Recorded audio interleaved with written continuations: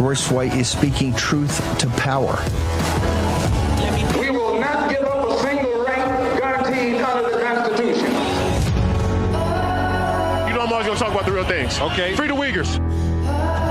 If I'm going to die, I'll die now, right here fighting you. Let me be your shield, let me be your shield. What's wrong in this country is our sense of American citizenship is lost. It's lost in convenience. Let me be your shield, let me be your Convenience will be the death of freedom. This is my show. And on my show, I control the conversation.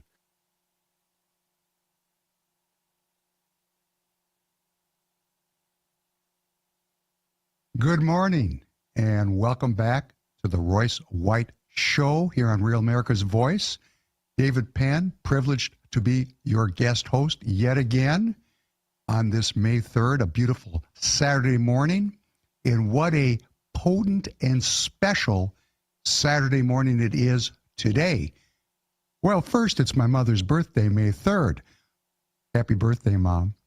But in addition, this is the day that President Trump's automobile and automobile parts executive order comes into play. Yes, this day at 12:01 a.m., imports of automobile parts are being taxed, tariffed at a rate of 25%.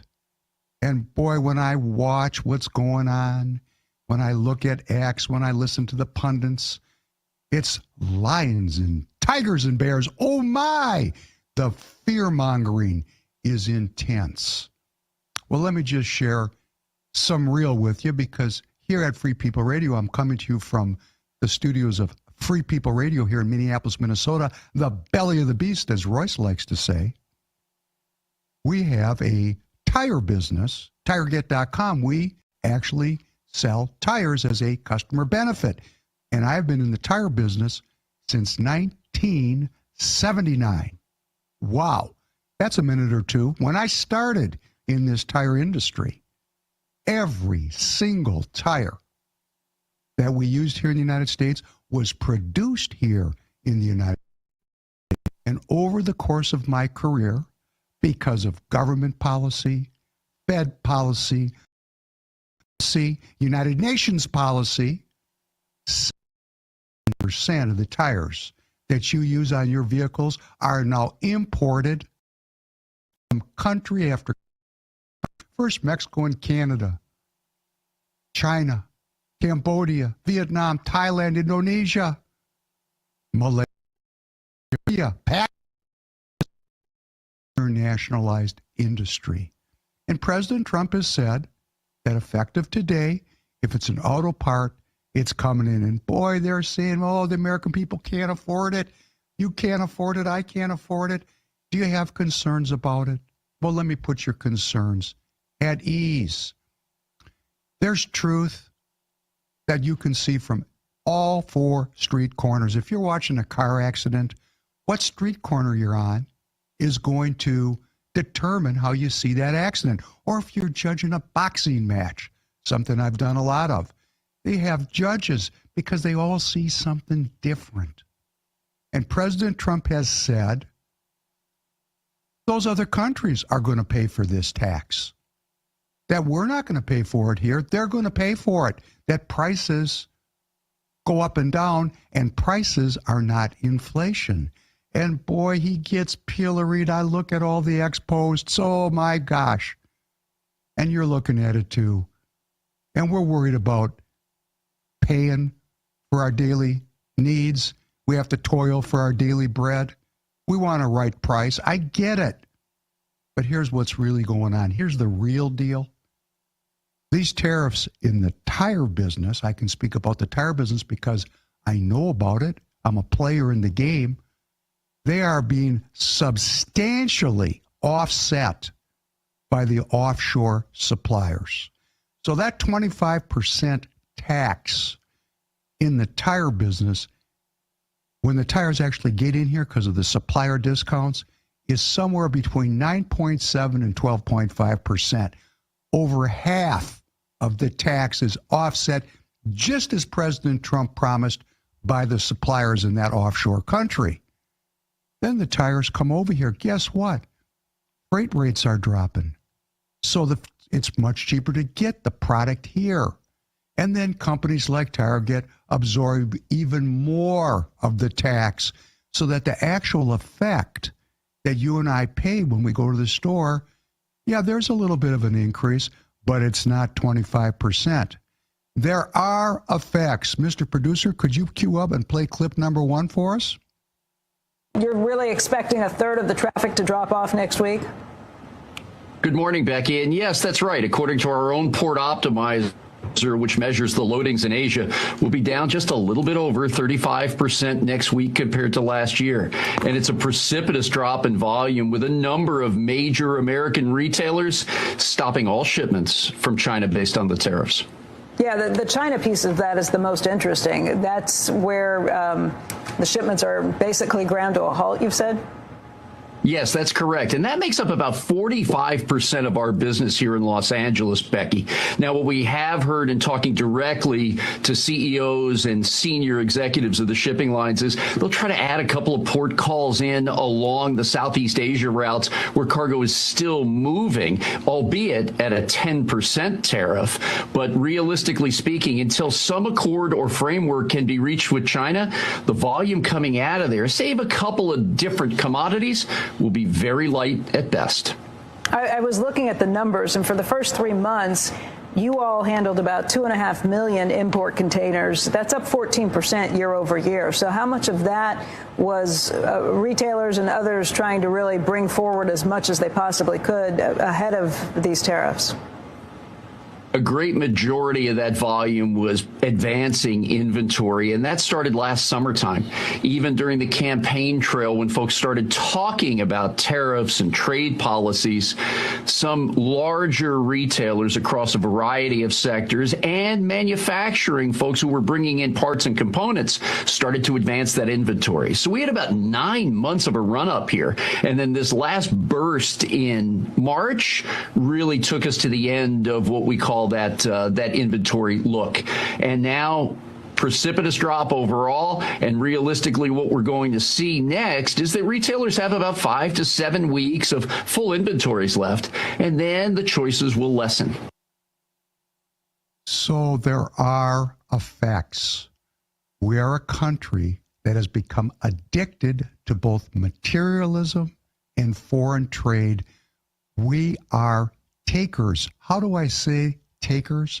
Well, we have a $37 trillion national debt and a $1 trillion trade deficit. That's like going to the doctor and it's a reading. It's like blood work. And what does it tell me? We consume more than we produce. Let me say that again. We take more than we give. That's not a positive for the American people. And President Trump is trying to change that. President Trump is asking we, the people, to produce more than we consume so that our country is prosperous again, so that our people are rich again. There's only one real way to get rich, and that's to create it, to work for it, to produce it. When you financialize an economy, as President Nixon did in 1972 under the tutelage of Henry Kissinger, and removed the U.S. dollar from the gold standard, ending the Bretton Woods Agreement, we have a fiat currency, and every year we just print it and print it and print it and print it and print it. That's not wealth. That's an illusion. That is an illusion aimed at keeping the guns blazing and the butter on the table. But sooner or later, that comes to an end. That comes to a very ugly end. And President Trump knows this. So he's trying with all his might, fighting the rhinos in his own party, fighting all the Democrats who have now united against him. All of a sudden, Bernie Sanders, he's the in thing because those leftists have a Donald Trump to unify, to oppose. He's fighting every day. He's fighting in every way to rebuild America's economy based on work, productivity, creativity. And there's going to be some disruption. There's going to be a transition. And the question we have to ask ourselves as American citizens, do we have the endurance? Do we have the strength of will to go through this change and get off of this unholy addiction to materialism and imports and one world economy, one world government? Can we reassert American sovereignty, American independence, American self-sufficiency? It's going to be up to you and me. It's up to you. Do you have the strength? Do you have the will to go through this difficulty, which is necessary? And we have to be prepared for it. I mean, I'm here, people come on, they want to give you, flowers and sunshine. It's a beautiful Saturday. Everything's great. No, it's great because we're going to make it great. We're going to have to work on it together as an American community. And if the only thing that matters is the price, if that's all that matters, well, you're a Marxist, because we are Americans. This is the land of the free and the home of the brave. And how are we going to maintain that? Well, we're going to have to regain our republic. And that's what we're working on. That's what we're doing here on the Royce White Show. That's what we do at Free People Radio. And that's what we do on Real America's Voice. Please stay tuned for these.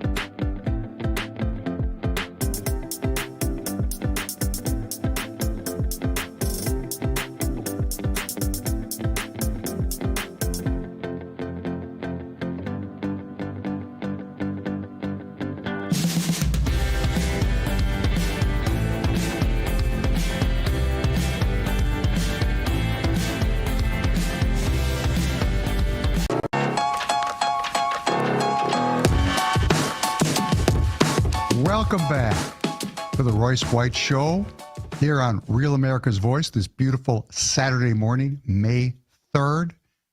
And it's the kind of day where you just have to get outside and thank God I'm alive. Thank God I'm alive. Thank you. because we are living in World War III. Now, there are many of us, maybe some people that are listening this morning, that actually lived through World War II. I know my mother did. Happy birthday again, Mom. She lived through it. And but the number of people still alive that remember that war declines every single day. The death of 88 million people in 5 years, that's becoming just a paragraph in a history book. The living memory is just in the natural way coming to an end. I was born in the 50s, so everybody I grew up with was affected by that war. Over half my family died in that war, and some died as American service people. Some died because they didn't get out of Europe. And I know how those people died. So, it's been an issue for me my entire life, and maybe it is for you too. If you're old enough, you know people who were in that war, who suffered because of that war. Maybe your family came here because of that war.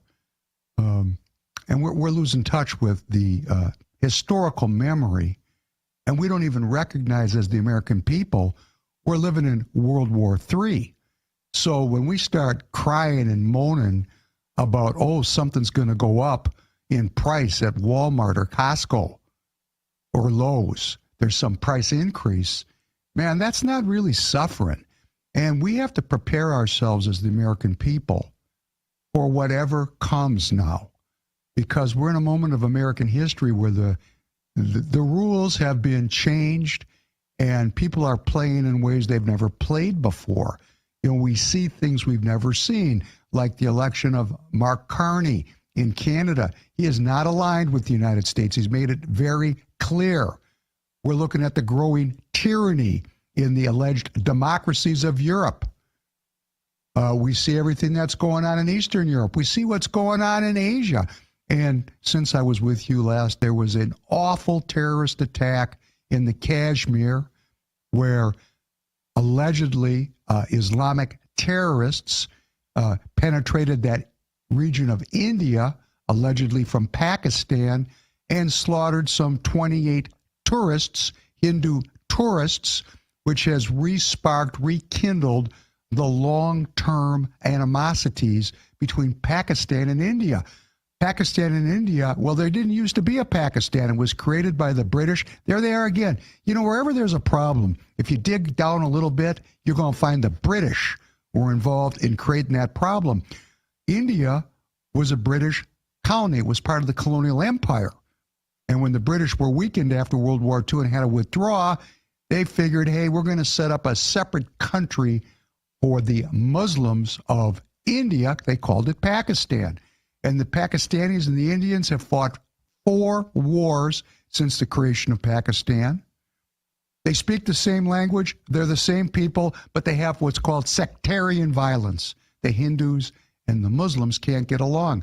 Kind of like woke leftists and people that believe in God. They're not getting along, and that's a cautionary tale. Because who set these things up? I was looking at my YouTube comments for the Professor Penn podcast, which you can find on YouTube, and a guy said to me on the comments, why are you ripping on the PhDs? Why am I ripping on them?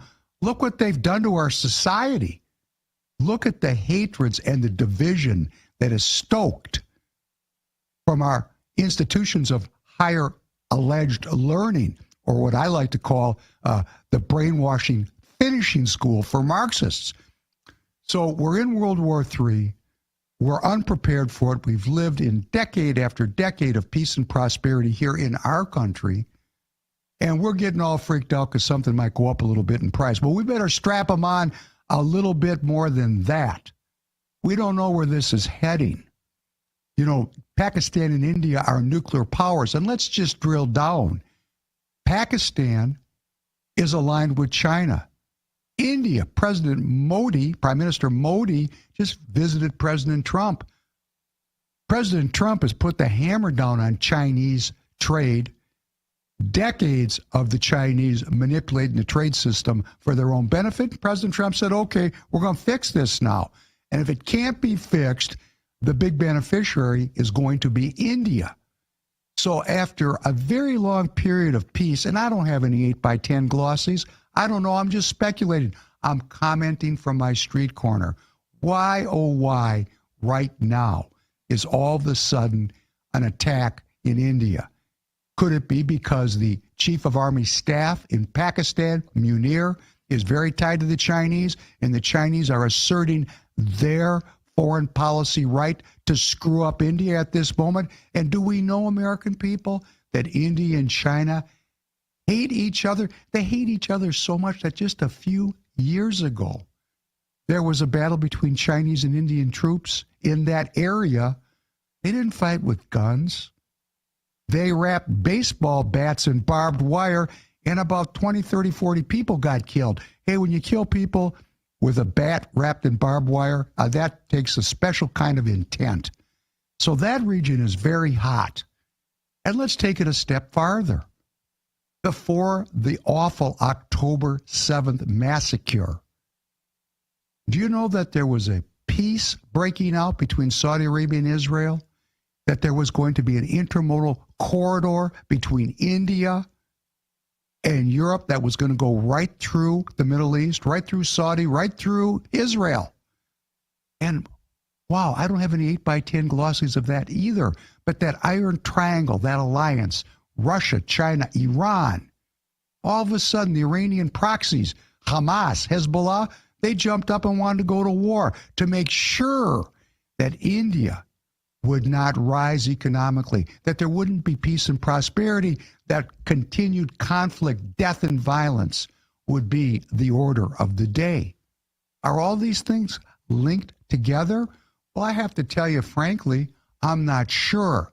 But as President Franklin Roosevelt once so aptly said, if it happens in politics, it happened for a reason. And let us remember that war is politics just by another means. So we're living in World War III. We got one big front that stretches from the Ukraine all the way down to Yemen. It is where East meets West. And that is a real war. You can go on YouTube, you can look at the scenes of violence and carnage. They're breathtaking, they're terrifying, and they're deeply saddening because people just like you and me are being slaughtered every day.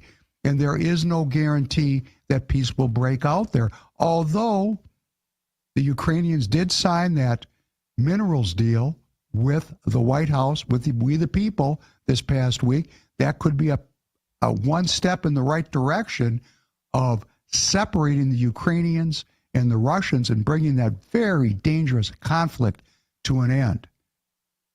It could be. But there's no guarantee of it. We have to be ready here in the United States for whatever may come. We have to be ready to stand up for the freedom and the sovereignty of the United States of America. And now another front has broken out. Yet another one.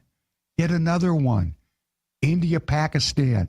It's been quiet for so long. Suddenly, these two armed nuclear powers are getting ready to throw down. In fact, the Pakistani ambassador to the United States has appealed to President Trump to intervene to separate these two countries before that violence is amplified.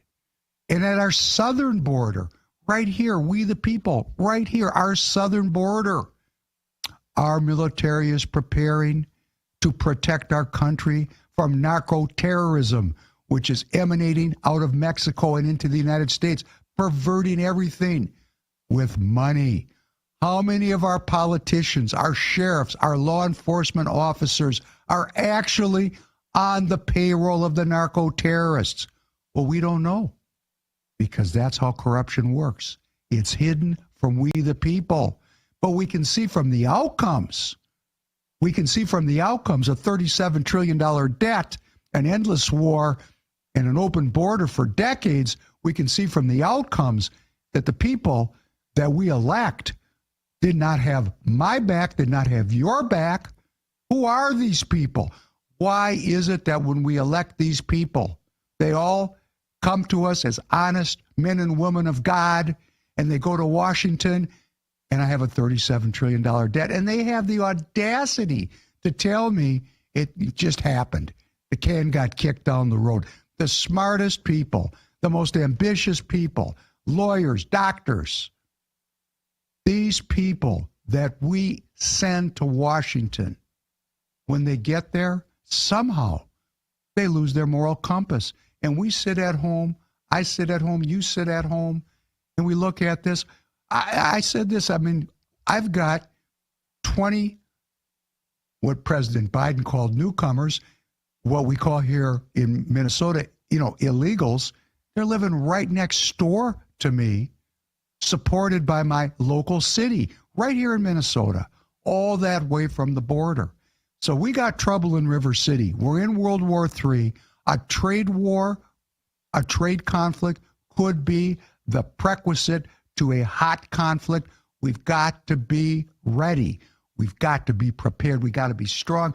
We have to understand for ourselves, is this great republic worth sacrificing for? Is my freedom worth sacrificing for? Is my independence, my ability to self-govern, is it worth sacrificing for? Is my faith in Christ worth sacrificing for? And if the answer is yes, well, we got to get involved. We got to do our thing.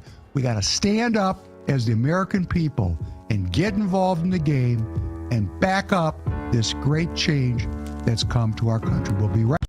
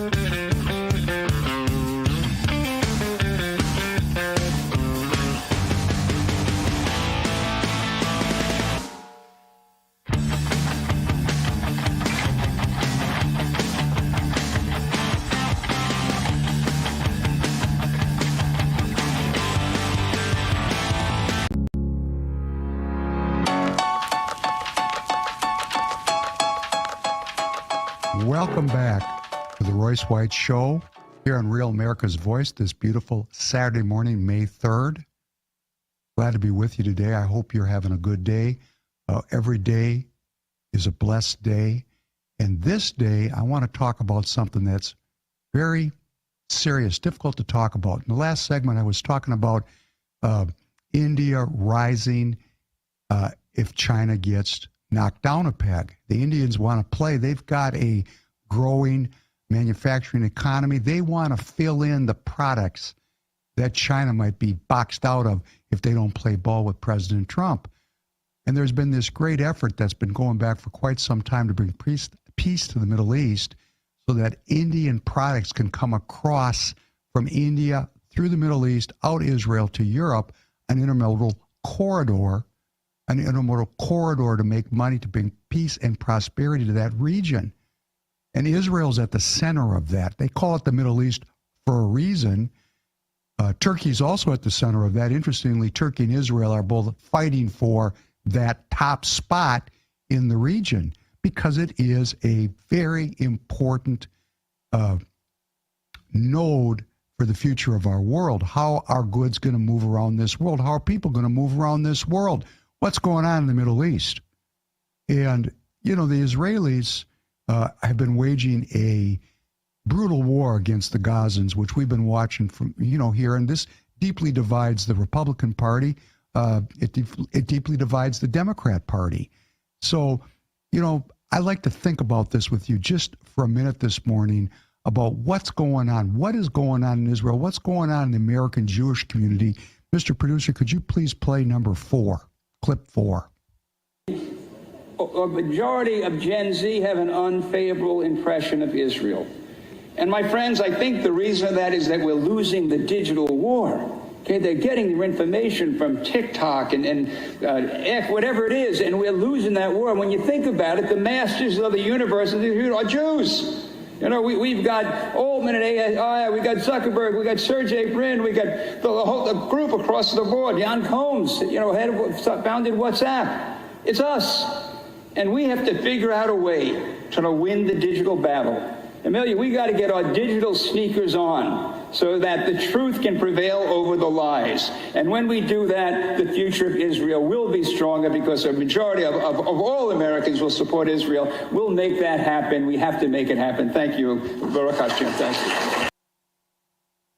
That's former Senator Norm Coleman right here in Minnesota, last seen introducing Pete Hegseth when Pete Hegseth was going through his confirmation hearings to become Secretary of Defense. Norm Coleman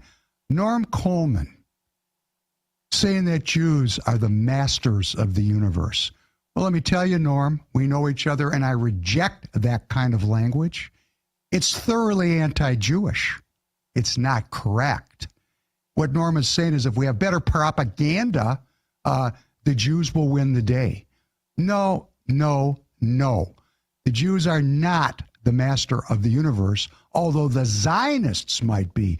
And Norm Coleman was among the very first to reject Royce White here in Minnesota because Royce understands the difference between being Jewish and being a Zionist, something we have quite a difficult time talking about here in the United States of America because the identity is not clarified. Let us remember that Israel, again, was the creation of the British Crown.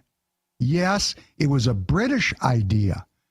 And the British went out and found the Zionists, who were Marxists, communists, Bolsheviks, who they then took and put them in Israel because they had a goal, which was to turn the Shias against the Sunnis and the Shias and Sunnis against the Jews and to create decades of violence and war so the raw material called oil could be extracted for pennies on the dollar while these groups slaughtered each other. It gets even worse. Let's listen to clip number 5. I want you to know that I will die the way I was born, a believing Jew. That there is no power in the universe, including you, God, creator of heaven and earth, he who fills the infinite expanse of space. I, as a Jew, am stronger than you. My name is Israel. He who wrestles with God and is victorious. I will die with my faith intact. There is nothing you can do reject, ridiculous, blasphemous, profoundly wrong. These people have lost their minds. These people are not Jewish. They're Zionists. There's a difference. Now, they are going to claim they're Jewish, but a Jewish person would never say that they are the masters of the universe or stronger than the Most High God. It's ridiculous. These people, in my opinion, from my street corner, have lost their minds. You know, my friends, I know there's a lot of anti-Semitism. I know there are many in this audience watching that are anti-Semitic. And Jews in America have to ask themselves, why is that? Well, let me tell you, the Jewish community is just as split as the Republican Party is. Half the Jews in Israel are opposed to what the Netanyahu government is doing in Gaza. Half. He barely has control of that country. Half the Jews in America, well, not half. We're making progress. We're making progress this morning. If you're Jewish and you're watching me, hey, I'm saying to you, please, what kind of crazy, inappropriate thinking could lead a rabbi to say he's stronger than God? Blasphemy. And I want you all to know in this audience, there are good, God-fearing Jews that reject this totally. Now, you can make the claim, and I get it, that they didn't accept Christ as their Lord and Savior. But in God's time, what's 2,000 years? How do we know what these people are going to do tomorrow? Let us have faith, and let us see really how split the Jewish community is. Mr. Producer, how about clip number 6, please? Minister of Security of Israel is currently dirtying this beautiful country with his presence. Ben-Gvir regularly tramples upon the holiness of the Temple Mount, violating its sanctity, violating Jewish law, and compromising the safety and security of Jewish people. Minister of Security, all you've secured, Mr. Ben-Gvir, by your behavior, is a designated place in the lowest pits of hell waiting for you. The only thing you've secured is endangering Jews. You are responsible for the police brutality against the non-Zionist Jews in the Holy Land. Jews follow the God-given religion of Judaism. Zionists follow the nationalist construct of Zionism. People like Ben-Gvir, who claim to be religious, he wears a yarmulke like me. I have something to tell you, Mr. Ben-Gvir. If you want to be a Zionist, Ben-Gvir, take off your yarmulke, stop keeping Shabbos, eat some pork, and leave Judaism alone. Leave us alone. Don't say things and do things and make people think it's the name of the Jews. Well, I hope that is quite illustrative of the very big split in the Jewish community between the people that want quiet lives of faith, quiet lives of service, quiet lives of seeking truth, and Zionists who are playing a completely different game. That rabbi was talking about Itamar Ben-Gvir. He's an Israeli far-right politician. He's a lawyer, and he's serving as the Israeli Minister of National Security. That rabbi's claim was he's the Minister of National Insecurity, that this kind of Zionism, this kind of militant, bellicose action actually is putting the Jewish people at risk for another genocide. And I agree with this rabbi. The people I grew up with didn't want a state of Israel. They were opposed to it back in the 50s and 60s. They didn't want it. They didn't want, Zionists, Marxists, bellicose people to be in the Holy Land. They knew it was going to be a problem. They didn't bite on that hook. They came to America instead of going to Israel. Why am I here with you? Because my forebears came here instead of going there. They didn't want anything to do with it. They wanted to be part of America, where I can pursue my own life, my own liberty, my own happiness, where I'm free to worship as I choose, where I'm free to pursue my economic independence, where I can self-govern. The people that came to this country came to be Americans. My grandmother told me, my son, assimilate, be an American. And I was very conflicted about that for much of my life. But I'm going to tell you now, as I stand here before you, as I speak to you this morning, as part of this great movement to maintain American sovereignty, to maintain this great constitutional republic, I am so thankful that my forebears, those that survived, came here instead of going there. I want nothing to do with war. I want nothing to do with genocide. I want nothing to do with slaughter or military conquest. I want peace and prosperity for the American people. What those people do is up to them. My name is Paul, and it's between y'all. I'm not interested in what happens in the Ukraine. That's the Europeans' problem. I want you, I want your children to be safe, to not have to die in wars of discretion, so that a handful of industrialists can become famously rich on the blood and guts of the youth, the flower of our society. No, we have to become strong about this. We have to be strong about this nationalist idea. We are not here to protect everyone in the world. We are a great country. We will lead by example. We will lead by solving our own problems first, by making our children healthy and wise, by having a border. Yes, those are the things that are important to me. Thanks. We'll be right back after this commercial message.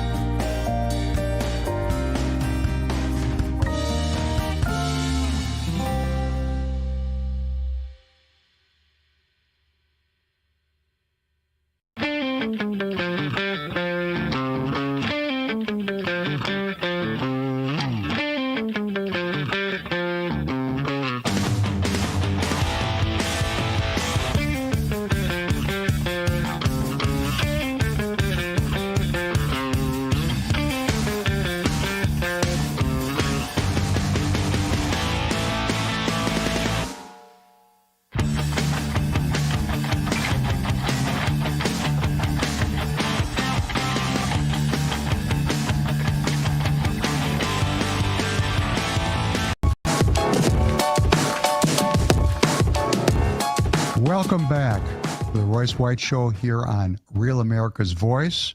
What a segment, segment 3. I'm going to start out segment 4 by saying I am an American citizen. I'm a child of the Old Testament and the New Testament. I am a faithful believer in the one true God. The Holy Spirit resides in me to the extent that I can put sin underfoot. I want to preserve this country because its founding documents acknowledge a creator. That's good enough for me. That makes this country unique, worth fighting to preserve as a republic. And the question is, how are we going to do that? How are we going to do that? You know, I'm very happy to be here with you this morning, and I hope I'm somewhat entertaining, filling in for Royce. But how are we going to do it? There's only one way to really do it. We're going to have to save ourselves. That's us. We, the people, are going to have to self-govern. And here at Free People Radio, we are a political action community. Your host, Royce White, is again running for U.S. Senate. Not because he wants to be famous, not because he wants to be a senator, but because he understands that at this moment, everyday American people are going to have to get involved in politics if we're going to maintain our freedom. We're going to have to do it ourselves. You know, I have to comment on this myself. I see all these blue suit wearing, American pin lapel wearing, beautiful wife, beautiful children, went to Harvard, served in the military, elected officials, perfect on paper, giving me a $37 trillion debt and an endless war. They're not perfect. They're in it for themselves. Right here in Minnesota, they're in it for themselves. And we know who you are. So here in Minnesota, we're fighting to maintain this republic. We here are a politically focused group of people. And I want you to join us. First of all, you can find me on X. On X, please, if you're on X, at Prof Penn Podcast. At Prof Penn Podcast. I'm at Getter at Professor Penn Podcast. Please follow, please join. We're on YouTube, Rumble, Spotify, Apple Podcasts. Wherever you go, you're going to find Royce. You're going to find me. You're going to find us working to maintain this republic. And we're fighting against an institutional apparatus of completely demoralized people that are just into it for the power. They manipulate, they lie, they deplatform American citizens from the political process.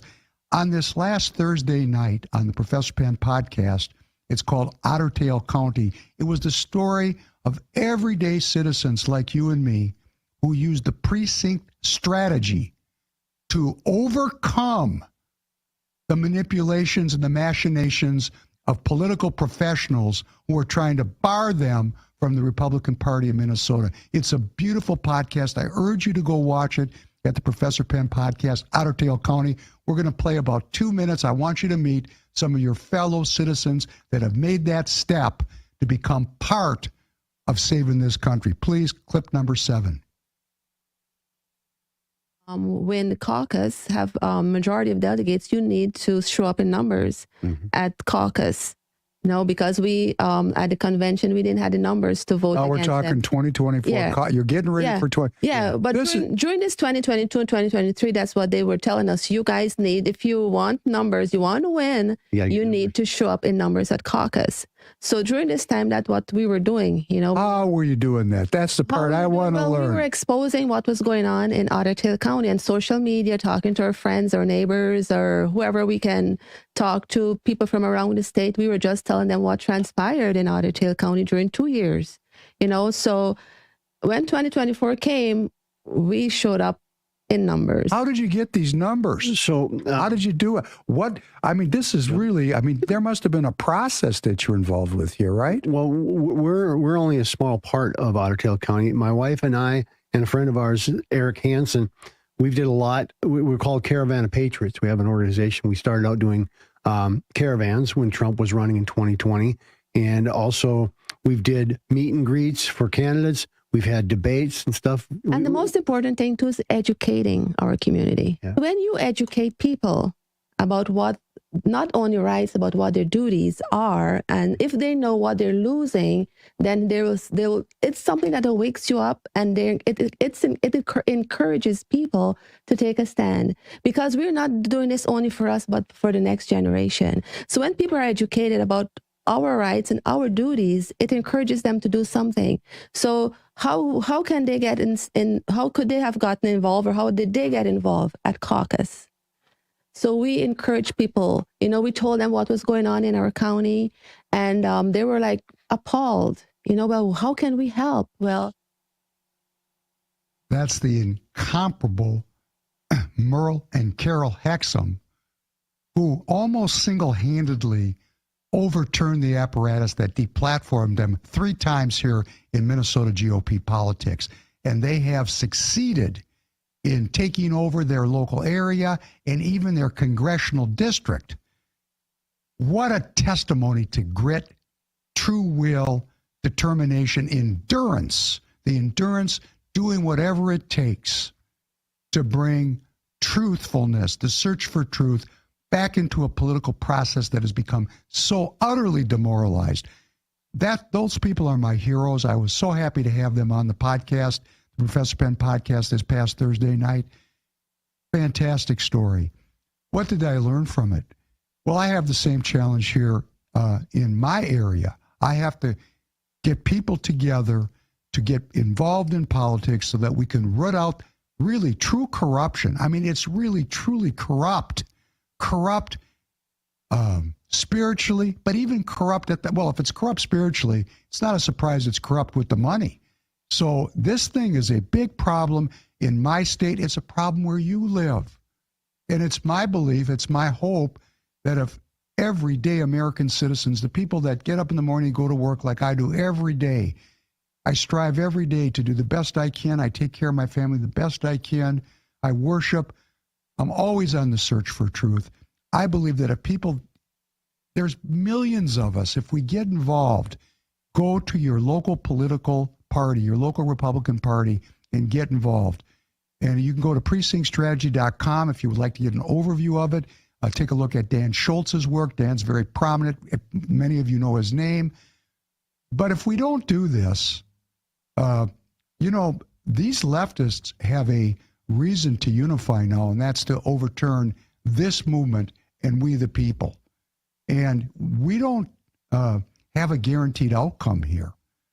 We have to have the back of this administration. We have to push this nationalist agenda for a long time before it gets really, truly entrenched. We have to change the culture of our country, which has been intentionally demoralized. We have to remoralize it. So I'm going to tell you, if you're watching me and you're in Minnesota, you can go to roycewhite.us and look for the caucus counterattack.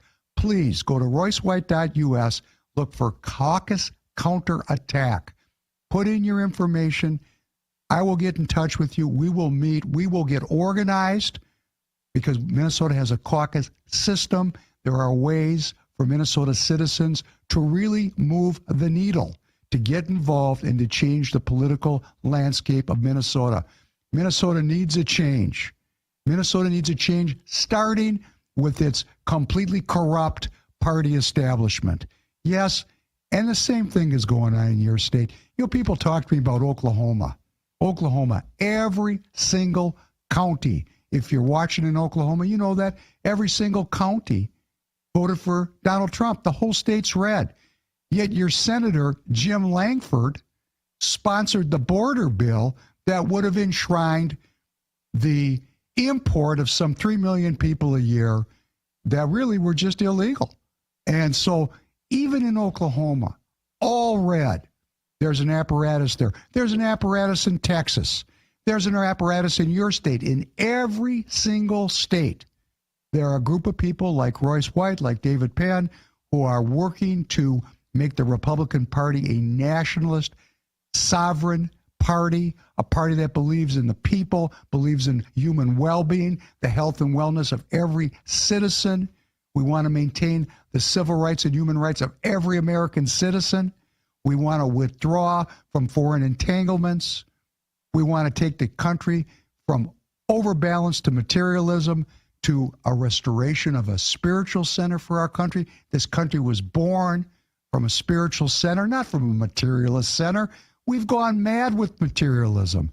I'm not saying I don't believe in science, but it's certainly not the only thing I believe in. as we are seeing today with so many of our leaders saying, trust the science. Ha ha. No, I trust the Lord. Science is a technique. Science is a mere technique. It's not a religion for me, but it's become a religion for a lot of people, and that is a problem. So what we need to do as the American people, the people that are watching Real America's Voice, the people that love Royce White, and he is beloved by his audience, we need to get into the game. We need to play. We need to put our shoulder on the mainmast during World War III and participate in creating good outcomes for our children. It's not going to happen by accident, and I personally do not trust the elected officials who are alleged to represent me, and when we get to Washington, all they do is enrich themselves and represent who? The globalists. We still have a globalist Congress. Just by the narrowest of margins, President Trump was able to maintain his authority over trade and tariffs. The revolt came from within our party, the Republican Party. So please join the party. Be the most important person in the game. And let me tell you how much time it's going to take you to do this. 6 hours a year. Become a delegate. Is the freedom of your children worth 6 hours a year? Caucus counterattack. Well, it's been very nice to be with you this morning on this beautiful May 3rd. Please stay tuned. The incomparable Steve Bannon is going to come right after these commercial messages. Thank you very much.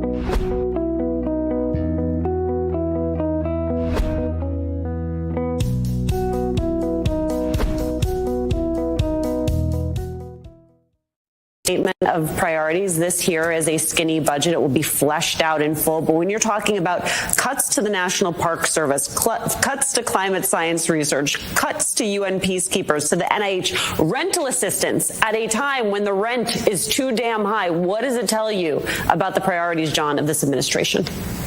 And we're not just talking, Alicia, it should be clear here, we're not just talking about cuts. We're not talking about what you usually hear in Washington about, which is a reduction in the expected increase or even a 1 or 2 point haircut on these programs. We're talking about tens of billions of dollars from the National Institutes of Health and the Housing and Urban Development Agency. So you had a big list there. I think we're talking about basically a 20% cut, maybe a little bit more than that in discretionary spending. This is unheard of. No one's ever seen anything like this.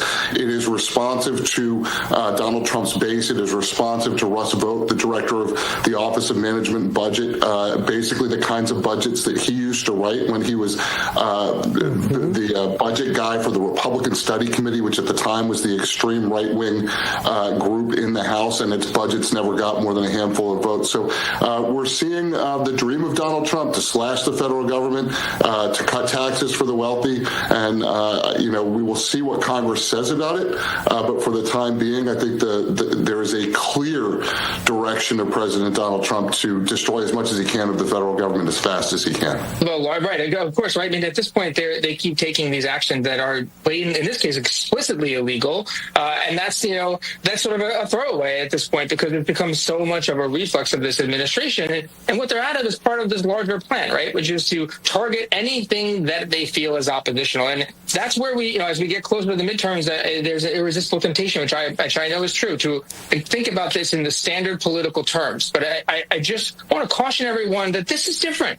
This is not just another election. They are on an authoritarian run here. They are trying to reshape our country using government in a way that reshapes our culture and what our government represents. They're trying to take away so much of the basic protections and freedoms that we took. So what's at issue with CBS and NPR? One, revenge. They've always hated them. The right-wing media has always targeted them as one of the villains because they're a truth teller. Another part of that is, remember, most of the stations that will be affected are not the big cities, but actually in the smaller communities, the smaller stations, the rural areas are the ones that are going to get hit the hardest from that. Taking away an alternative voice just gives Trump and the rest of the right-wing media more power, enhancing their narrative dominance. And that, to me, is a big part of it. They're getting rid of the checks, not just legally, but also in the court of public opinion. Well, Angela, you have Political calling these cuts unprecedented, but, I mean, all four of us know these are not surprising. A lot of this is straight out of Project 2025. Russell Vought had been telegraphing that this is what they wanted to do if they came back into power. There was a playbook, and now they are running the playbook, Angelo. Yeah, I mean, they listed all the things they're going to do. Nothing in here is even remotely, sort of from out of left field. I mean, they are getting basically everything they wanted in terms of their first wave of cuts and reductions and gutting, and that is an intentional part of the plan. The other thing, too, is that they're buoyed not just by the sort of whatever sort of confidence they have now in this and whatever authoritarian bent. They're also buoyed by history and a track record. This is not the first time. In 2017, a similar thing happened in his first term. The budget had all these tax cuts in there. It was a deeply unpopular budget. Everyone's like, well, everyone's going to be mad at Trump over this because they promised that the tax cuts were going to pay for themselves. None of that came true. The only thing that came true was that rich people got a massive tax cut out of Trump's bill that wasn't funded, and yet people still walked away with the broader feeling and impression that somehow Trump is better on the economy than an alternative Democrat would be. And that to me is the scary part about this, is that they not only think that they can jam this through, history says that they probably have a pretty good track record of not just jamming it through, but getting away with it. Trump 1 and Trump 2, there's really an attempt to sideline the courts. And there's always been this attempt to sideline Congress, but now to sideline the courts as well. I mean, they're doing a few things. One is they're moving people around all the time to try to keep us from getting into the right court. So we go to one court and get an injunction, then they move people to another court. I mean, even with this Alien Enemies Act, that piece you just played, he signs it on March 14th, doesn't tell anybody, but we find out they're starting to get people ready. Then they finally publish it on the 15th, but the statute says very clearly you're supposed to publish the Alien Enemies Act proclamation proclamation. If you want to use it, make it public. But they're already trying to move it before it becomes public. We find out that people are being moved. We go into court, and then they say, well, you're too early. Well, it hasn't even published it. But the people would have been gone. And as you said, there were already some people gone. DOJ no longer enforcing justice, like the whole dismantling of DEI, everything the DOJ has done thus far has been in support of this administration. They've attacked the courts to undermine the courts' trust with the public for when the courts actually do speak. They are attacking the whole prospect of the nationwide injunction, so it's going to make it harder for people to challenge the administration's actions. They'll have to do it in every different jurisdiction. That'll be entirely unwieldy. They are subjugating law firms, and they are trying to attack public interest firms, too. All of that is about reducing the amount of legal resources available for this fight. It is not a coincidence. This is a strategy to make the law no longer work for the people. We haven't really faced, I think, what will be the defining crisis, which will be the president either accepting a contrary decision, likely from the Supreme Court, on an issue of great significance, or trying to reject it and trying to defy it. And that moment is coming. You know, the word crisis comes from the Greek vernacular about healthcare. Crisis is the moment in a disease where a patient lives or dies. And don't want to be overly hyperbolic on a Friday evening, but we will have a crisis for the rule of law, I think, before this year is out. And here's hoping that the institutions, the judges, the lawmakers, and the citizens hold on to that rule of law, no matter what their impulses of the moment might be. This is the primal scream of a dying regime. Pray for our enemies, because we're going medieval on these people. You're just not got a free shot on all these networks lying about the people. The people have had a belly full of it. I know you don't like hearing that. I know you try to do everything in the world to stop that, but you're not going to stop it. It's going to happen. And where do people like that go to share the big lie? MAGA media. I wish, in my soul, I wish that any of these people had a conscience. Ask yourself, what is my task and what is my purpose? If that answer is to save my country, this country will be saved. War Room. Here's your host, Stephen K. Bannon.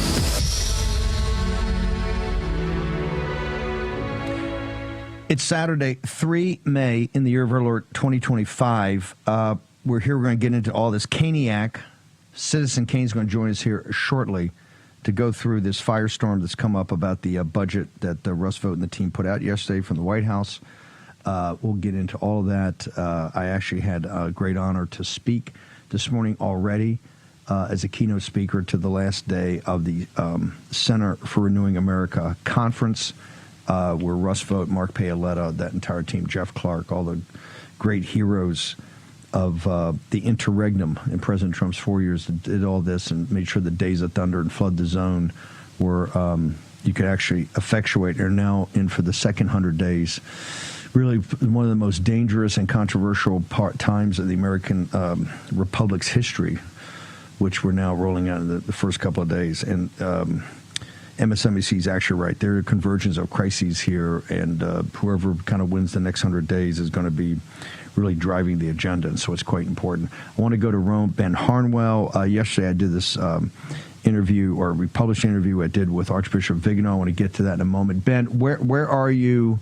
The reporting out of Europe is so important about what you've accomplished and what we put together at our monastery is kind of the counter to the radicalness of Bergoglio in trying to keep hopefully keep the church on track by being a rally point for conservatives and, more importantly, for traditionalists.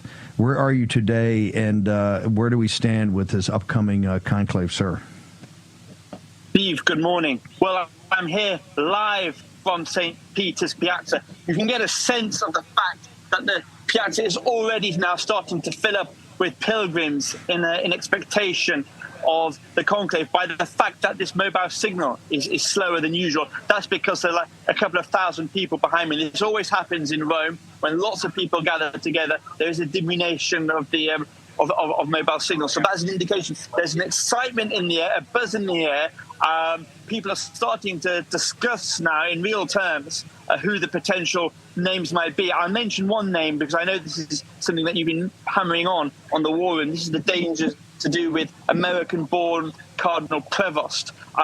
Already the world's mainstream media seems to have picked him as their flag bearer. You have articles by the New York Times, by Crux, which is basically the Catholic version of the New York Times.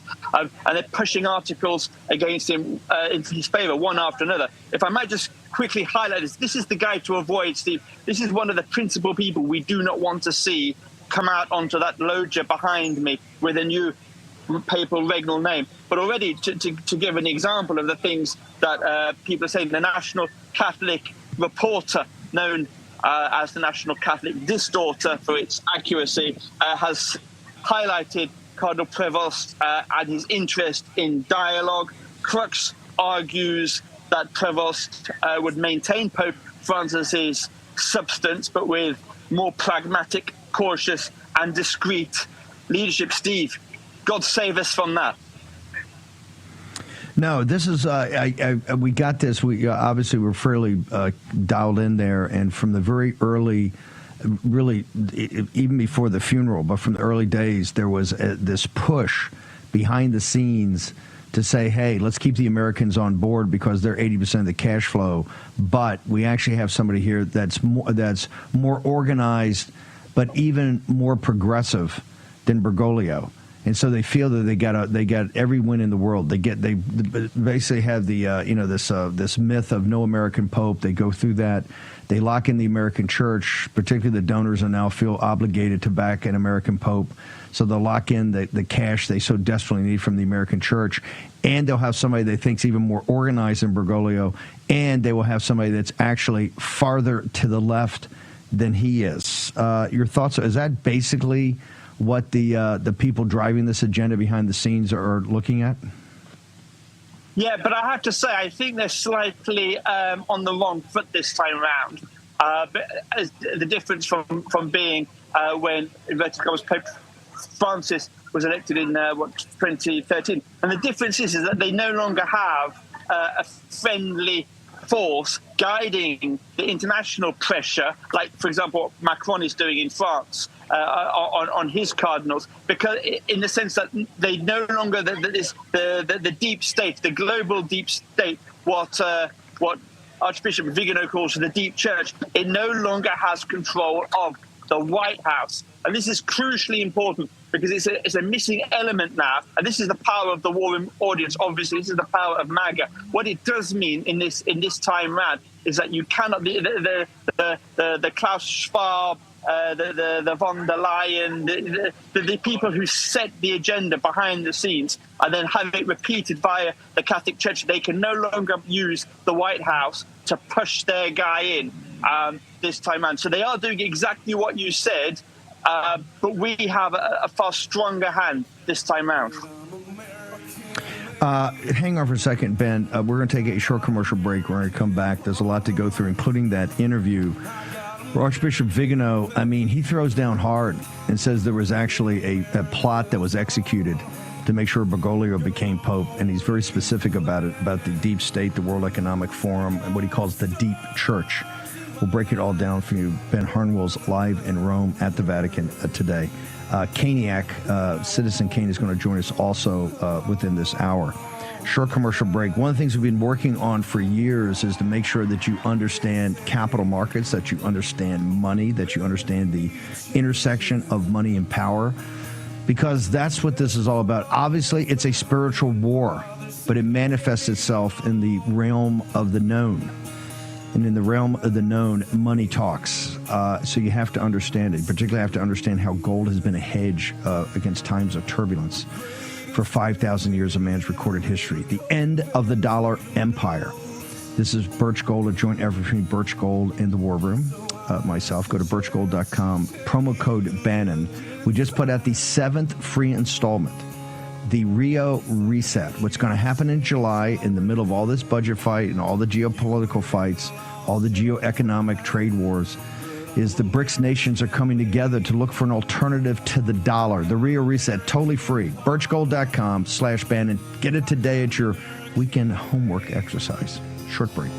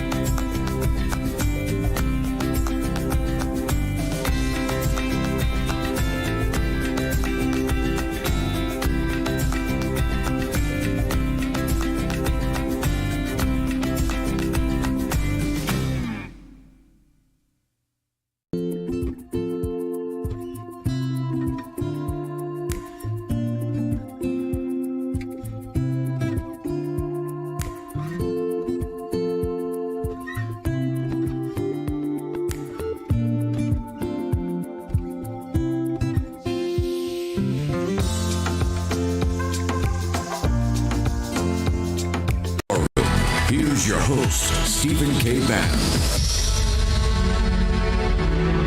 Okay, let's go back to the Vatican in St. Peter's Square. Our own Ben Harnwell. Tell us about Vigano. Really connected the dots of the Obama administration, the deep state in the United States, the World Economic Forum, the deep state internationally, these intelligence services, these political operatives, these the money, and also talked about how it manifests itself in the deep church. Walk us through the highlights of the interview, sir.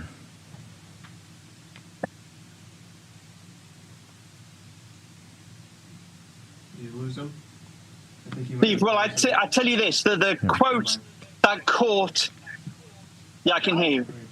Have you lost me? Yeah, we're good. Go ahead. No, we got you. Go ahead. Have you still got me? Okay. Yes, go ahead. The quote that really caught my attention here is when Archbishop Vigano says, hatred for the traditional mass is one of the hallmarks of the enemies of Christ. And this being Archbishop Vigano, he's also clearly talking about Satan, because his whole ecclesiology of the present moment is definitely the reign of Satan over the world and over Christ's church as well.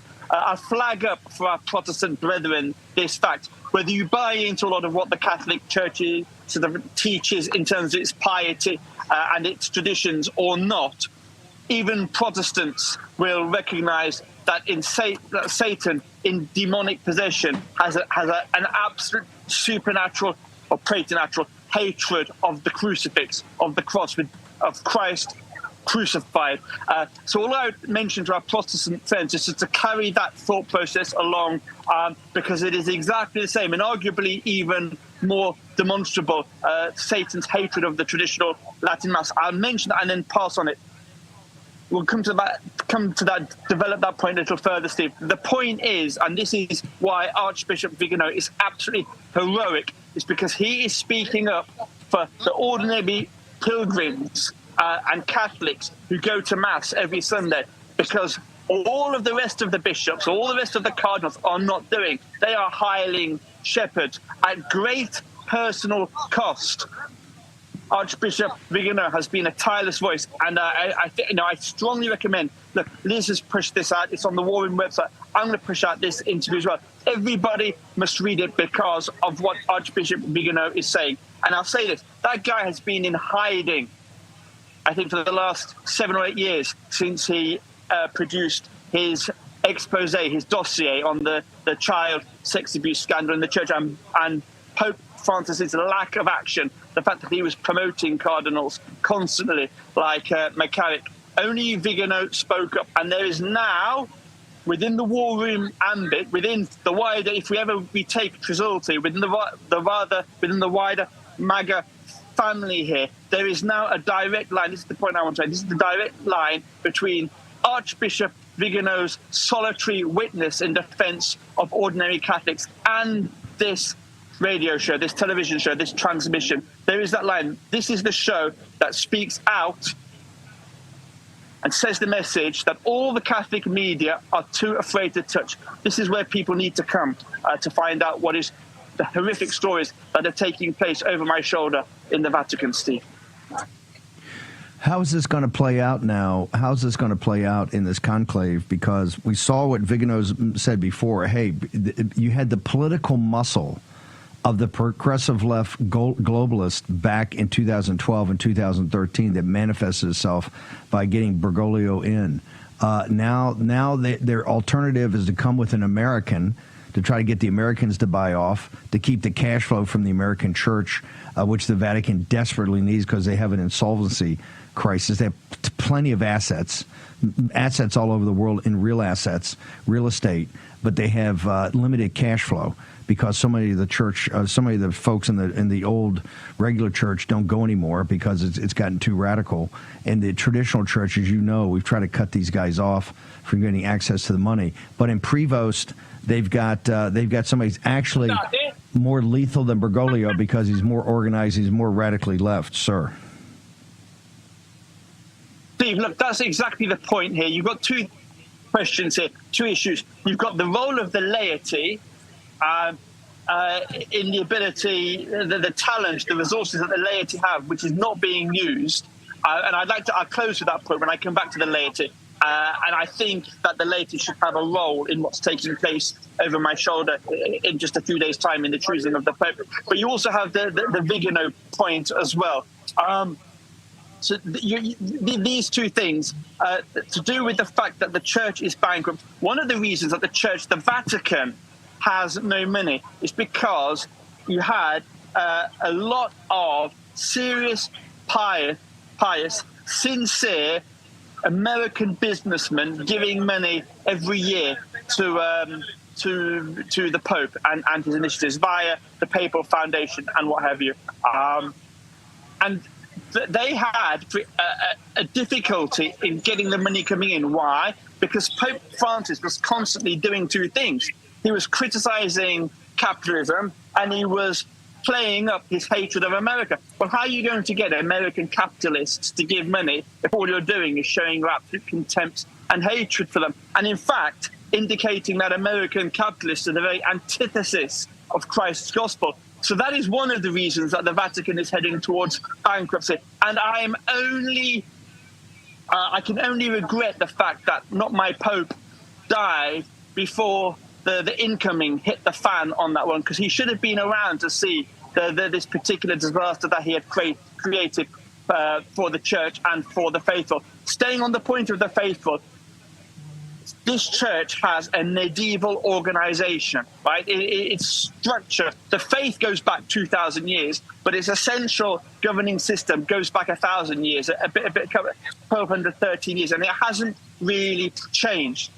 One of the things, and I close with this point, Steve, one of the things as a practicing Catholic that really offends me is that I have no real say in the running of the church. And that wouldn't be a bad thing if the bishops and the cardinals who are charged with running the church were doing a good job. But they're doing an appalling job. They're doing an appalling job on what is really belongs to their office, like Christ has entrusted to them, which is feeding the sheep, preserving the faith. Well, if we judge them on the metric of preserving the faith, we can see how badly they failed. But even on the worldly things, like the governance of the church, the discipline of priests and bishops, it's doing an even worse job. And those guys over my shoulder, their approach to us has never changed since the Dark Ages. The laity's job is to pay, to pray, and obey.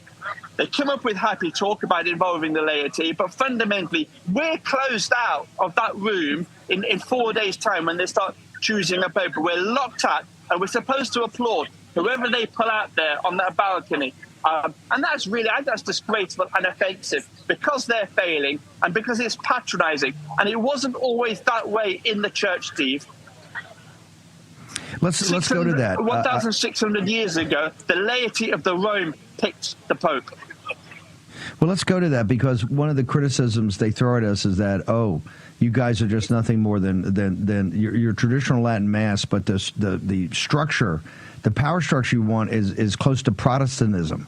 That's one of the big things that Luther and the Reformation are about. That we're trying to impose a more Protestant hierarchy or more Protestant organization on the church. Your response? Well, firstly, from the official Catholic position, what is the problem with that? They love the Protestants. They have breakfast meetings with them. They have prayer gatherings with them. The people that they don't like are us, the traditionalist Catholics, the people that don't think the faith should change as it moves down the generations. But if that is their criticism of us, oh, that's Protestant, well, isn't there a certain dissonance here? Because all they do is praise Protestantism, right? From the fact when Not My Pope hauled up in the St. Paul VI, the Pope Paul VI audience hall, the bust of Luther. They love Protestantism. What's the problem? Second point, Steve, and I close with this, which is more fundamental. CCP generals have the ability to pick Catholic bishops under this secret, toxic Vatican-China agreement. That agreement that's so toxic, we're not even allowed to see it. Don't tell me, Vatican, that the CCP generals, when they're persecuting the faith in China, can pick bishops, but we can't. That's just disgusting. Ben, where do people go to keep up with this? By the way, I also want to announce that Jack Posobiec is going to go to work with Ben for the coverage. We're going to have a wall-to-wall or the conclave, and I think we're going to try to get Jack over there as soon as possible. He'll go over as a special correspondent for the War Room, because we're going to take a ton of his time. He'll also be doing a show from over there. We'll take a ton of his time. So, and we'll make a formal announcement of that, I think, tomorrow or Monday. Where do people go to get all your content, sir, particularly over the weekend, because things are going to run pretty hot on this?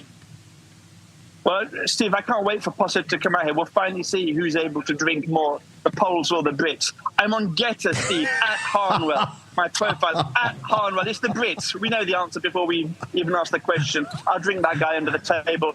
Naval career unknown. On Getter, at Harnwell. Thanks, Steve. God bless. Catch you on Monday. He doesn't want to hear about the intelligence officer. People should understand, Ben Harnwell is one of the most competitive people I've ever met in my life. That's one of the reasons I love him. Ben Harnwell, thank you so much, brother. Look forward to getting you back here on Monday and reading all your content over the weekend. Thank you, sir. Grace and Mo have pushed out up on our site is the interview. I think Complicit Clergy, one of the great groups of young priests in the country, have pushed it out. We're going to try to get it up everywhere. Extremely controversial. We asked very tough and pointed questions. And guess what? Archbishop Vigano gave amazing answers, stunning answers. If you want to understand the deep state and the deep church, he's the guy. And he got excommunicated for it. He's been excommunicated by Bergoglio for his efforts to try to free the traditional Catholics within the Catholic Church. birchgold.com. It's not the price, it's the process. Understand why gold has been a hedge against times of financial turbulence for 5,000 years. If you understand that, you will go a long way to your education as a citizen, a consumer, and somebody trying to protect their net worth. birchgold.com/Bannon. Ended the dollar empire. Get to Philip Patrick and the team today. Short break. Caniac on the other side.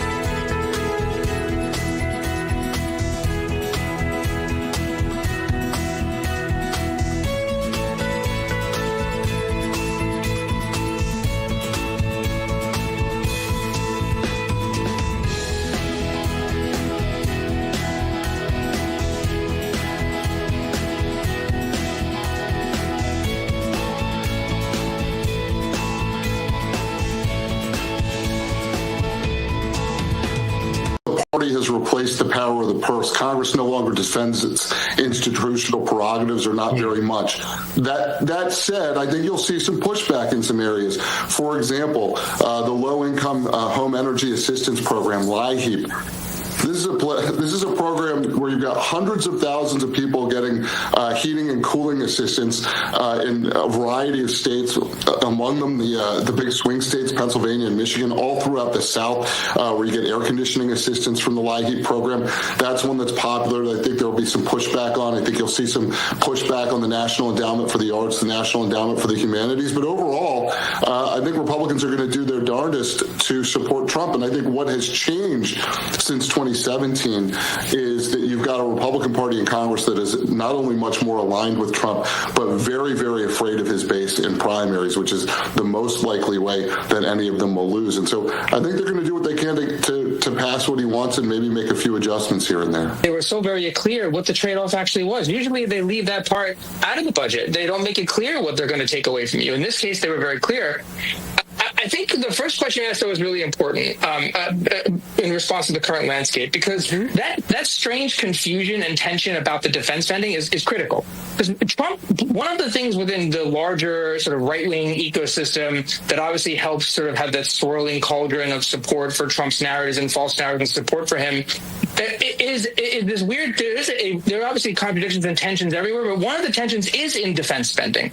There's a traditional sort of hawkish, they want to very as much defense spending as you can possibly get, and then there's another part of their coalition that is much more nationalistic, wants to look inward, much more populist, wants to butt and cut defense spending first and really take it away.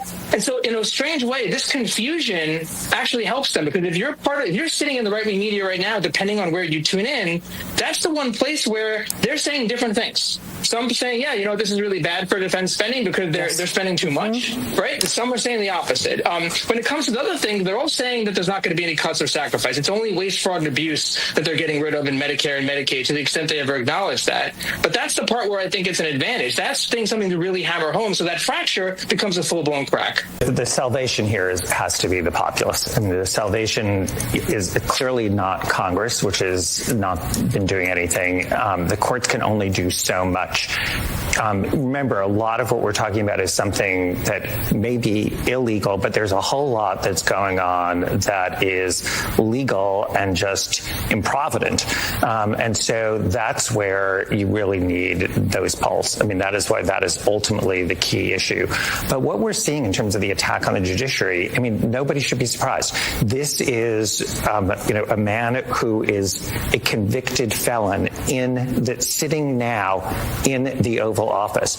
We saw him attack prosecutors and the courts, for the entire time that he was under indictment. So now you're seeing the exact same thing. It's the reason he has attacked the media. Anybody who stands up. And part of it, even when he loses, is fear. So the idea of attacking the law firms is that they have the fear they will obey in advance. The attacking of universities is so you have fear and obeying in advance, even if he loses. The international students, international scholars thinking twice about coming here. Scientists thinking, you know what?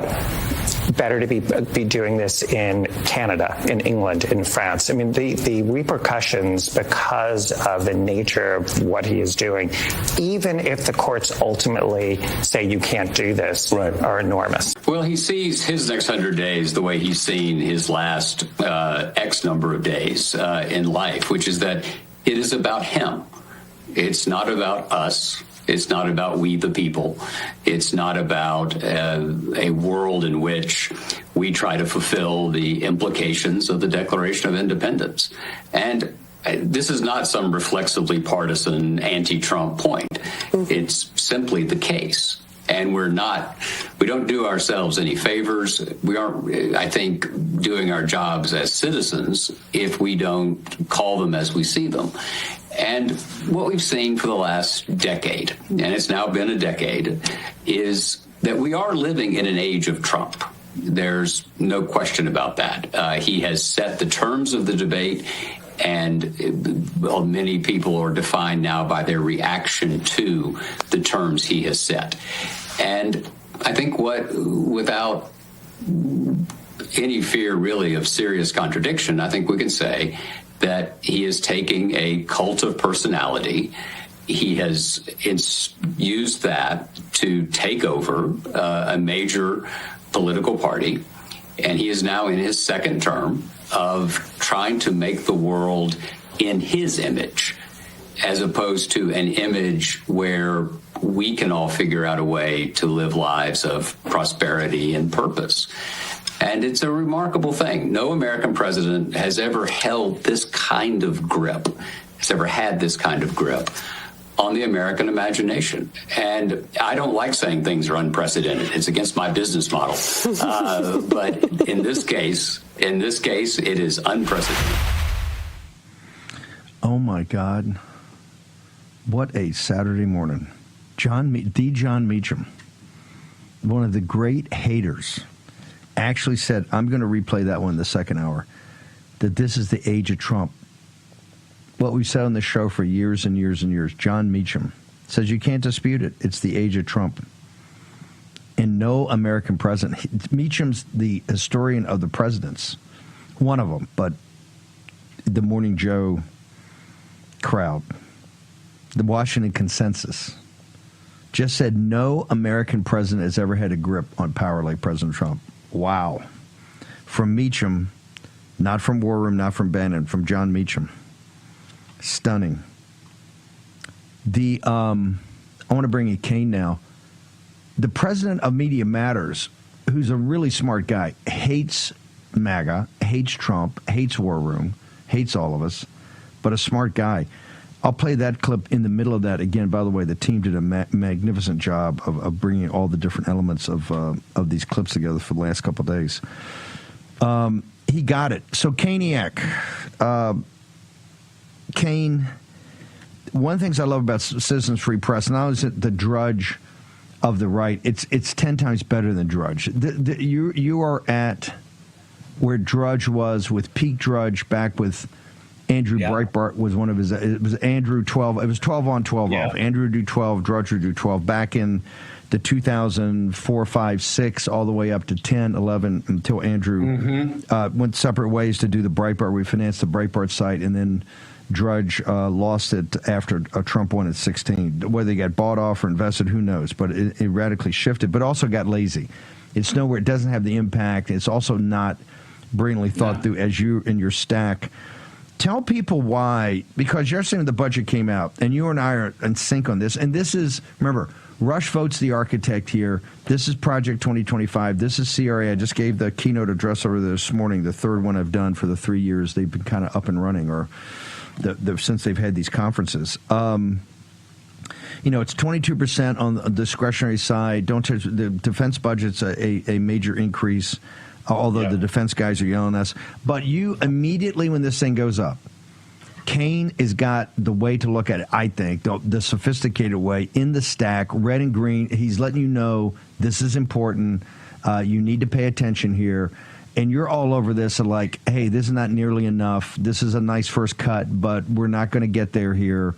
So walk me through, one, what is your obsession with federal spending? What is your obsession? How has that driven you as a news person? Because you weren't a news person for decades. You're a trader, a Wall Street guy in the, you're trading securities daily and playing golf, working on that handicap, and then all of a sudden you're one of the most significant people in the world on news. But it was driven by your obsession with federal spending, sir. Yeah, that's correct. First of all, I got to say Meacham got it completely wrong. I just got to put this in there. It is not a cult of personality. It's the will of the people. This is what MSNBC doesn't understand. They don't understand the working class coalition and that Trump, we aren't driven by Trump. We're driven by the ideas behind America First. Now I'll get to your question. You're exactly right, Bannon. You remember our conversations well that we've had in different text threads. I was interning for CNN in Washington, D.C. in the summer of 1987. I was a young kid of 20 years old. I was doing my resume tape on the overnight shift in the last 2 weeks of the internship. Now, this is early CNN. This is Bernard Shaw. This is 87. I think it existed for just a couple of years. So it wasn't a left-wing, sort of a hateful left-wing rag. And so I'm over there in the overnight, and one of the overnight producers is like, the national debt just crossed $2 trillion. $2 trillion. I'd never really even heard about the national debt, didn't understand the difference between debt and deficits. And that sort of struck my interest at that point. And you can go back and talk to my friends. Starting back in 87 is when I started to get extremely upset about this stuff, because I was looking at, future, unfunded mandates, the future money that was going to have to be laid out. So it's been this has been a thing that's been going on now for 40 years for me. So, you talked about Drudge. You and I in our various discussions, I know how tight you sort of, obviously you were with Andrew, but as well with Drudge himself. And you talked about the heyday, 02 to sort of 2010 when Drudge was really pushing it out. And I was a reader of that site, and I just always thought that there needed to be an alternative. Not that Drudge was doing it wrong, but just that he didn't do enough stories in a day. He would do 50, 60. Maybe back then he was doing closer to 100. But you're correct in pointing out that he's not really even trying anymore if he's still running the site, because they're really just doing 50, 55, 60 stories. So I always thought there should be an alternative. I knew it would change my life. I mean, look, this is 415 straight weekends that I'm working. As you know, it was the 8th anniversary of Citizen Free Press's launch just 2 days ago on May 1st. It was May 1st, 2017. So this is 3,000 straight days. So I knew that once I started, that if the site became popular, that I would never be able to stop, right? So I put it off a long time. And I didn't actually, to wrap this up, I didn't actually wait for for Drudge to turn on Trump as he started to in that March, April, May period of 2017 when the Comey stuff was first breaking. That was just when I happened to launch. So I did not launch because Drudge turned against Trump or turned against America First. I launched just because I thought there needed to be another site up with more links every day. So that is what led to May 1st. I've got a lot more, but I'll let you interject. Yeah, no.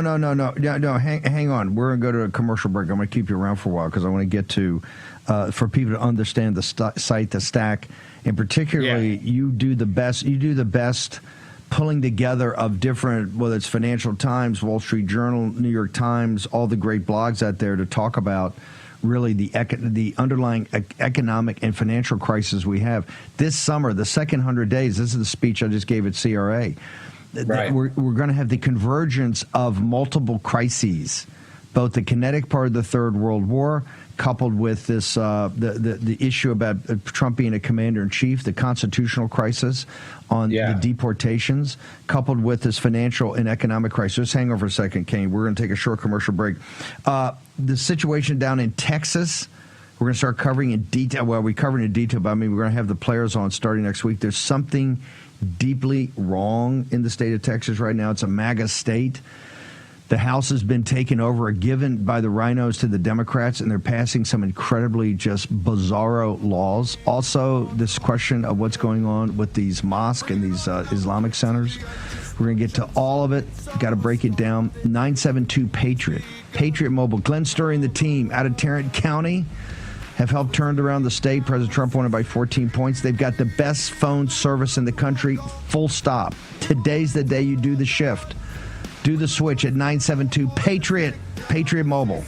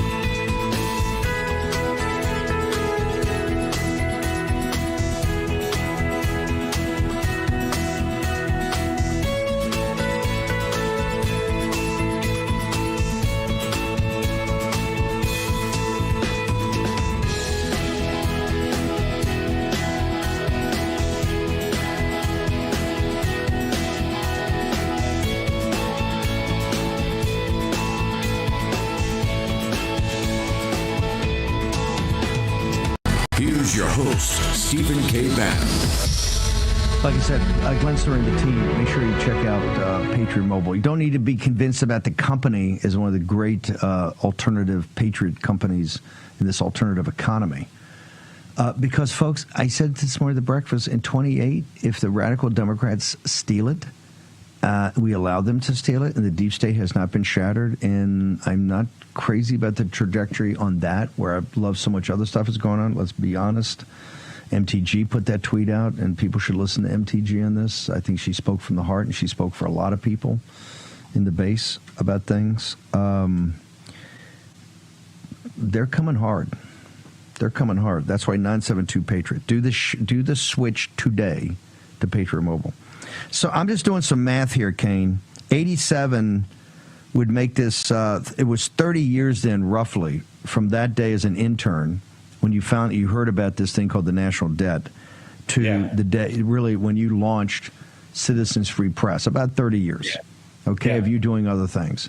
For 8 years, every day, you've worked this relentless. You're back to the old drudge, even pre-Andrew, right? So you're doing it. Right. You're doing it 24/7. I want to make sure something, because the convergence of us is budget, but I would actually argue, in the reality of CNN at that time, and the reason it resonated was not Bernie Shaw, who's a hardcore lefty, was Lou Dobbs. President Trump, the formation of this movement, Lou Dobbs is the railhead of the guy that was saying back then, trade deficits, and the focus was Japan, because very quickly after the crash, Japan crashed, right, in the early 90s. Yes. And never really to recover, although they've got massive trade deficits with us. China took it over because the Bush junta in the early 90s and the Clintons gave a most favored nation in WTO and really, partnered with the Chinese Communist Party. So as we're here today, we have, from a young man as an intern, we had only $2 trillion of debt. We had a very small trade deficit. We had some, but not huge. We had a pristine balance sheet, basically. We were a manufacturing hegemon still. We were starting to lose it. The 80s, you started to see losing it, right? 70s and 80s. But the catastrophe before us, as you went about, did your Wall Street trading, did it ever dawn on you as you were a trader that the country was being gutted, both by trade and by the spending? Because those are the double whammies that have us in the frickin' jam we're in today, sir. Yeah, absolutely. It dawned on me, dude. Ross Perot. I mean, I was 100% on the Ross Perot train, and not because I thought, he was talking about the national debt when Clinton and Bush weren't, but he was also talking about what was going to happen to the jobs and the giant sucking sound, obviously. So I saw that coming, and I didn't buy it even at the time. I didn't really drink the Kool-Aid that the cheap textile jobs would go overseas and go to Mexico, and the higher wage jobs would come back so quickly and so easily. And they obviously hasn't, and Perot is proved to be correct. So yeah, I saw it.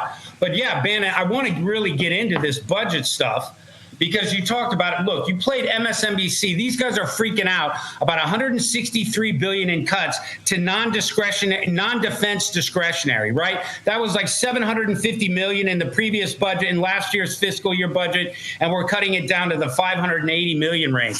And they're freaking out because these are all the programs they love. They don't want a 23% cut in any of it. They don't want a 2% cut in any of it. But getting into why I was upset yesterday and why every time there's something about the budget, why I break it down is this. All I'm looking for, Bannon, is a path to a balanced budget. And I understand that Trump didn't talk a huge amount in this campaign season about the national debt, but it's an understood thing. You and I both realize, and others as well, the importance of it. So I was sort of hoping that in 4 years we could knock this thing down $600 billion a year and get the deficit back, by 2028, approaching that zero mark, right? Because the whole point, what people need to understand about the deficit and obviously in the accumulation calculation of the annual deficits being the national debt. What they don't understand is interest on the national debt. I gave some charts to your producer before the show today to show how interest has really gone from the sort of 300 billion a year range to this year, this fiscal year, we're only halfway through it, and we're at 582 billion. You see it right there. So on 37 trillion in national debt, if you're having to finance it at 3.284%, it's going to cost 1.1 trillion. So that's going to make it the single largest non-discretionary item in the budget. It's going to be larger than defense. We heard yesterday defense is likely to be 1.01 trillion and interest on the debt at 1.1. So why does this matter? Think about it, people. We only bring in 5 trillion, about 5.1 trillion in total federal revenues, right? We're spending 7.5. We're bringing in 5.1, and 1.1 of it is interest on the debt. That's 20% of our total federal revenues that we're having to spend on the monthly visa bill just to keep it from going up. And I'll quickly say, when I put links in the stack, like look at the national debt 4 years from now, right? This day in 2029 at 47 trillion. First of all, we're going to be lucky if it's at 47 trillion. It's very possible that it's going to be closer to 50 trillion. And the point is the financing cost on 50 trillion at 3.24%, that's $1.6 trillion in interest payments. I've been worried about this for 30 years, right? Wondering what's the breaking point. Well, the breaking point is the bond market. You and I both realized we saw what happened 3 weeks ago when the bond market kind of did a few wiggles and waggles when it was a little bit worried about this Republican budget. That's the point. When the bond market goes, when it decides that it needs 1% more or 2% more on every length of treasury, then we can no longer finance our debt. As people have said, how do countries go bankrupt? Very, very slowly, and then all of a sudden. All it really takes is for the bond market to give up on U.S. treasuries. And the reason I'm screaming right now, and the reason I'm screaming all over the website, is we're finally getting close to that choking point, Bannon. We're getting close to the point where interest on the debt is so large, it takes up such a percentage of our federal revenues raised that we can no longer spend on anything. And so that's why I'm sounding the alarm now, because I'd rather than Trump, putting on 10 or 11 trillion, just like Biden did. I'm not just blaming Trump. And Trump's numbers were much lower, by the way, before COVID. Before COVID, Trump had gotten the Obama annual deficits down from like the 1.8 trillion range down closer to $1 trillion. So he was making progress. So I'm not putting this on Trump. And I understand how this is all politically difficult to do. These are actual cuts. But the point is, if we let it get to 50 trillion or 47 trillion, the interest on that is going to be almost insurmountable. So that's why I'm raising the alarm now. And I feel like... Hang on one second. We're going to take you through a break. The great Kane, Citizen Kane, is with us, and I got one more bombshell to drop coming out of Japan. All next in the War Room.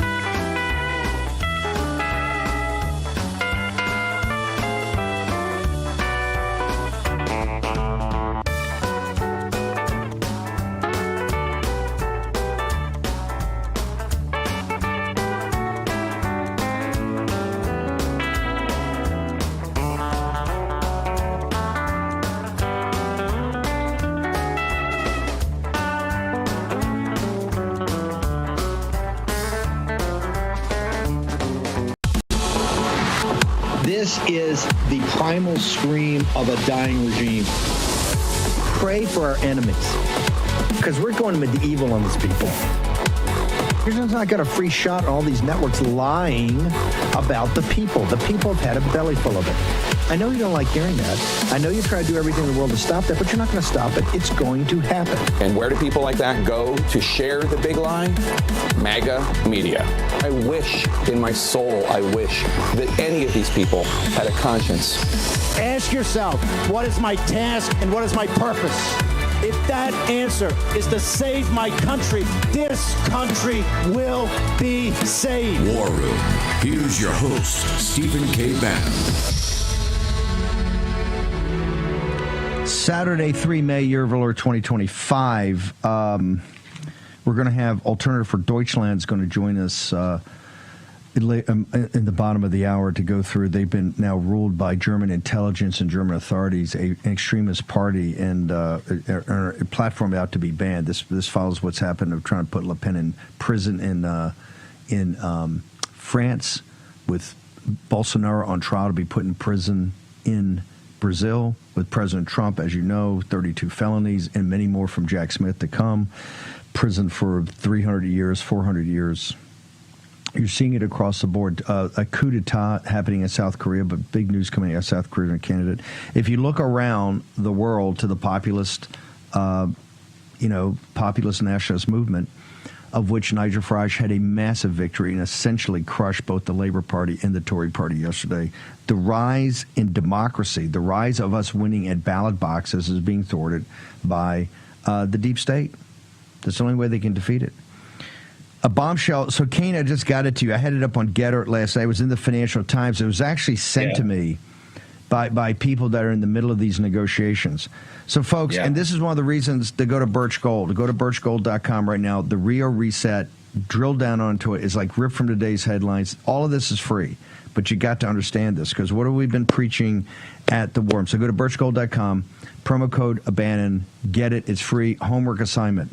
Because on July 6th, we're going to do something every day. In fact, we have the amazing Arthur, as I said, Celia Motion, is going to join us on Monday for an hour to go through about the weaponization of the dollar and how that led to a new world order. We're going to go through all this to make sure that you are as intelligent as anybody that's been here. Now, why do we make such a big deal about these deficits and debts? Because it has to be financed and refinanced. Yep. What it means is that before, when Dick Cheney said deficits don't matter, is because it was all in the out years. You know, Kane, as an intern, it was just past $2 trillion. We're 38 years later, it's at $37 trillion and basically accumulating at approximately $1 trillion every 100 days. Because it's so out of control, the spending's so out of control. One of the things we remember, when Liz Truss came in 2 years ago and we made such a big deal, Larry Kudlow and all these guys were running around saying, hey, it's a Reagan-side tax cut and this is going to be great. And right on the show, it said they missed the plot point here.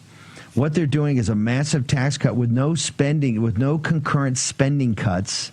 The bond market will not believe it. The bond market won't believe it, and they're going to turf her out. And what happened 30 days later? She was turfed out by the bond market.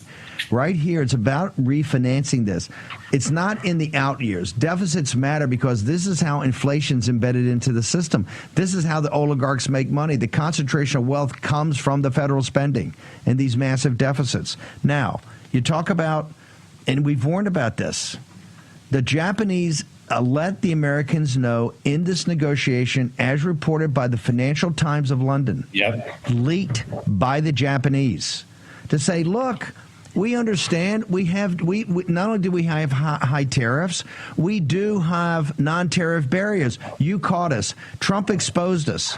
We got it, and we're engaged and kind of become part of your trading bloc and even block out the CCP. But when you but we don't know if that will eventually close these trade deficits. And you guys have said, hey, there's got to be some way to do it. Maybe it'd even be some sort of bond that you have to take or some sort of financial commitment. All types of alternatives people are talking about. Well, they came back and put a shot across our bow. They said, yeah, that's okay. Everything's on the table and let's discuss everything. But hey, suck on this. We own $1 trillion of this crap. Okay. Yeah. And we can see how Scott Bessent's got to sell $10 trillion to refinance it. You're going to come back to us and want us to own $1 trillion more. We understand it. We're partners. But guys, you just ain't going to sit there and jam us with this crap all the time and then come to us and say, you're ripping us off in trade. This is my point. We must get our own house in order. The alternatives that we have are not American alternatives. Other people, the global capital markets, are going to be making decisions for American citizens. And this is the path we're hurtling down. And these gutless morons over here in Capitol Hill don't want to face it. And the people on MSNBC, they don't care because they don't do the math. They just want to spend everything. No, Kane, your thoughts and observations, sir? Yeah, ending with the last one. You're right. MSNBC and CNN, they don't care. They don't do the math. They only care about feelings. That's why they freaked out about $163 million in non-defense discretionary. That's the only thing they cared about. They didn't even pay attention to the fact that the overall budget didn't go down because their minds never even think about deficits. You're right in pointing out that it's about financing the debt. What people need to understand is this debt is generally and has been financed on the short end, the 6-month, the 1 year, the 2-year treasuries. So this stuff is coming up for refinancing all the time. So the most important thing people need to watch in financial markets isn't the stock market and how it's moving, but the bond market and how it handles these weekly treasury auctions where Bessent and others have to show back up and sell this debt. And you bring up the point. I mean, we've known this for decades, right? Hang on. Whoa. Don't skip over. You're bearing the lead here. Let's go back in time, and this is what this shows to teach a working class and middle class audience. We financed this during Biden like a banana republic. Okay, right, and they knew exactly what they were doing. They couldn't sell the bonds out. They couldn't sell 10s and 30s because they'd have to pay too much. So what they did, they went to what a banana republic does, like Argentina in the old days, right? What you do is you just have 6 months and years, and you're just churning all the time to try to keep it down and try to keep your head about. This is your whole point about how do you go bankrupt, right? Slowly at first and then all at once, because eventually it catches up with you. It's like financing your house on a credit card, on an expensive credit card. That's what the American elite have been doing. The Wall Street people have been doing. The corporations have been doing it. The government's been doing it. The Federal Reserve's been doing it. They all understood this modern monetary theory. Deficits didn't matter, and they would just do it, and they allowed it, and nobody called them out except here in the War Room. And a guy named Scott Bessent would come on this show 3 years ago and say, hey, look, let me just give you a heads up. We're kind of like a banana republic because we're financing this on a credit card, and that day, and the chickens are going to come home to roost. Well, hey, guess what? The chickens are coming home to roost. Kane, your thoughts? Yeah, so people understand that even with more, with more granular detail, the low end of the Treasury, the 3-month, the 6-month, the 1-year bills, though the interest cost on those is much lower. So that's why that's the third world stuff you're talking about. That's why the Biden administration and Obama, even before him, the interest rates were so low on the low end that they were refinancing this stuff at 1%, not thinking about how difficult it was going to be when interest rates finally started to rise. And that sort of throws the whole thing onto Scott Bessent, onto his lap. He's got to deal with this sort of massive refinancing, caused by the fact that no one was able to go, that Biden wasn't willing to go out 5 years on the Treasury market. So look, let's get to Japan and China. It's because China owns $1 trillion in our U.S. Treasuries as well, and I want to cover that really quickly. That is the leverage point. That's the point you're making is perfect. Look, they have leverage over us. We've got certain things on them, but when they own $1 trillion of U.S. Treasuries, and as you said, we're going to want them to buy more. Well, look, where did our leverage go? And something else, Bannon, that we haven't talked about is the threat of downgrades. I'm talking about Moody's, S&P, and Fitch. As our debt grows from 37 to 40 trillion 12 months from now, 43 trillion 12 months more after that, we're going to get hit by downgrades again. Wall Street and sort of the bond market vigilantes are going to demand demand it. We've allowed it so foreign bond traders and foreign governments can essentially control our political decisions because we need them to buy our debt. As you know, the freak out a month. Go ahead. All right, go, bro. Go, no, you keep going. I'm you keep going. As you know, 3 weeks ago, with the hiccup with tariffs, with the 90-day pause, a lot of that was due to the bond market. The bond market vigilantes walked away. The 10-year Treasury went from yielding 3.8 to 4.5 overnight. This is a massive move. And what it showed is that, and part of that is revenge, right? That's one of the downsides of having this huge internationally financed national debt is when you want to crack the whip on tariffs and trading, the foreign governments can say, or not even foreign governments, foreign traders and foreign banks can say, you know what, we're not going to show up to Treasury auctions or we're going to require 1% more. So the whole thing is dangerous. I hope people understand how we got here and why it's so important to fix it now, why I'm so pissed off. Go ahead. The control of our nation is about to go from the hands of the 100% decisions of Americans, whether they're liberals or conservatives, to the international capital markets. Three things are happening. The convergence of this as we're redoing the trade, which you have to redo the commercial relationships because you can't keep getting ripped off anymore and having basically free access to this market. You either have to move the manufacturing here or you're going to have to pay a toll, number one. Number two, in the capital market, the Japanese and the Chinese who've been buying, up to $1 trillion of this, and they're going to be looked at to buy more, are sitting there going, well, maybe we that's fine, but maybe we got to say so in that. The hickey in the bond market was it froze. Remember 2 weeks ago about the trade and the uncertainty, it froze for a while, and then Besson oversaw a 10-year auction that day. But Kane's 100% right. There was an explosion in the tens, right? These bond vigilantes, the same people that turfed out Liz Truss, and they're going, hey, we'll do it, but you got to pay us. You got to pay us more. Yep. The third aspect, this is why we're covering the BRICS, because that's also global capital markets. You have the Japanese are saying this has to be part of the negotiation. The Chinese are already telling you that if you're going to make us pay more and you say that we're at economic war with you, maybe you have a say so. The third element is the BRICS nations, the all others. They're sitting there and saying, hey, look, we're having to convert all this into dollars.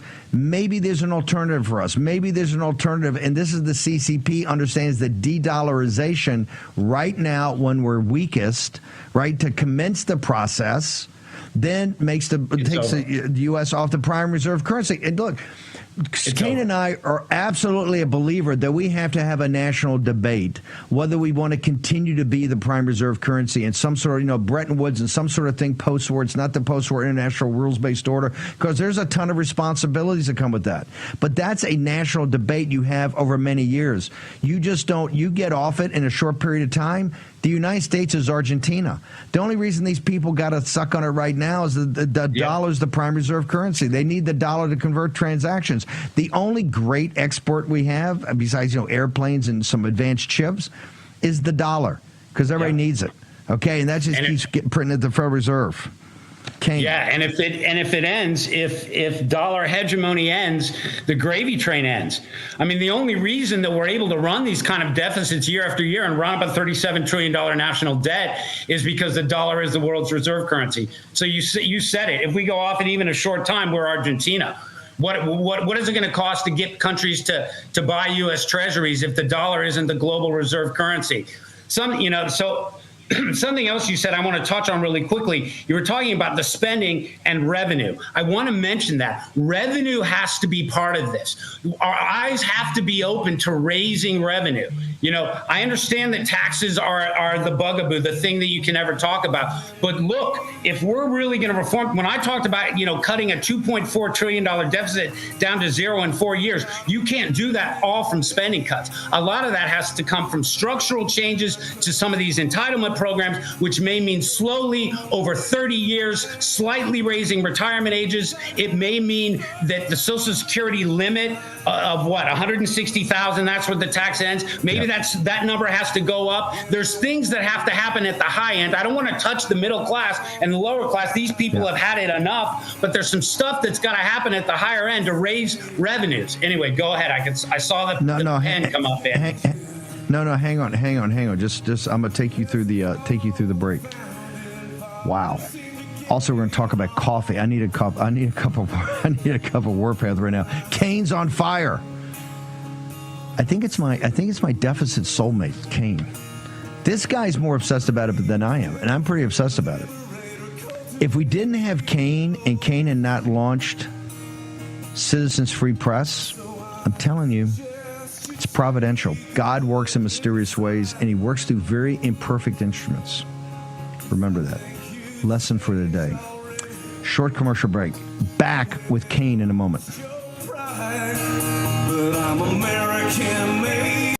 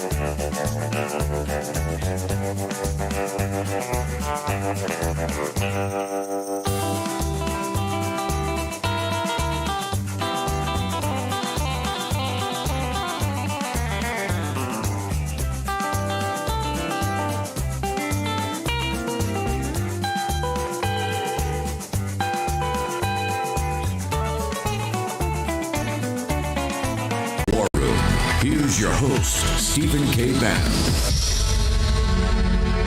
Okay, I'm trying to book Tom Fenton for Monday because we got to get on. Fenton's up on his Instagram and Facebook and others. I'll be pushing our weekend all over this situation with the deep state, right? And I mean, Fenton's now going nuts. We got to get. I keep at the speech I gave this morning, the remarks I gave this morning. We've got to get focused on that. It's just not enough happening quickly enough. We need the same urgency we're doing all these other verticals with. It has to happen, and it's not happening. And I don't want to hear where it's a lot of work going behind the scenes. No, you've had enough time for things to come out, and now Fenton and others. You saw MTG.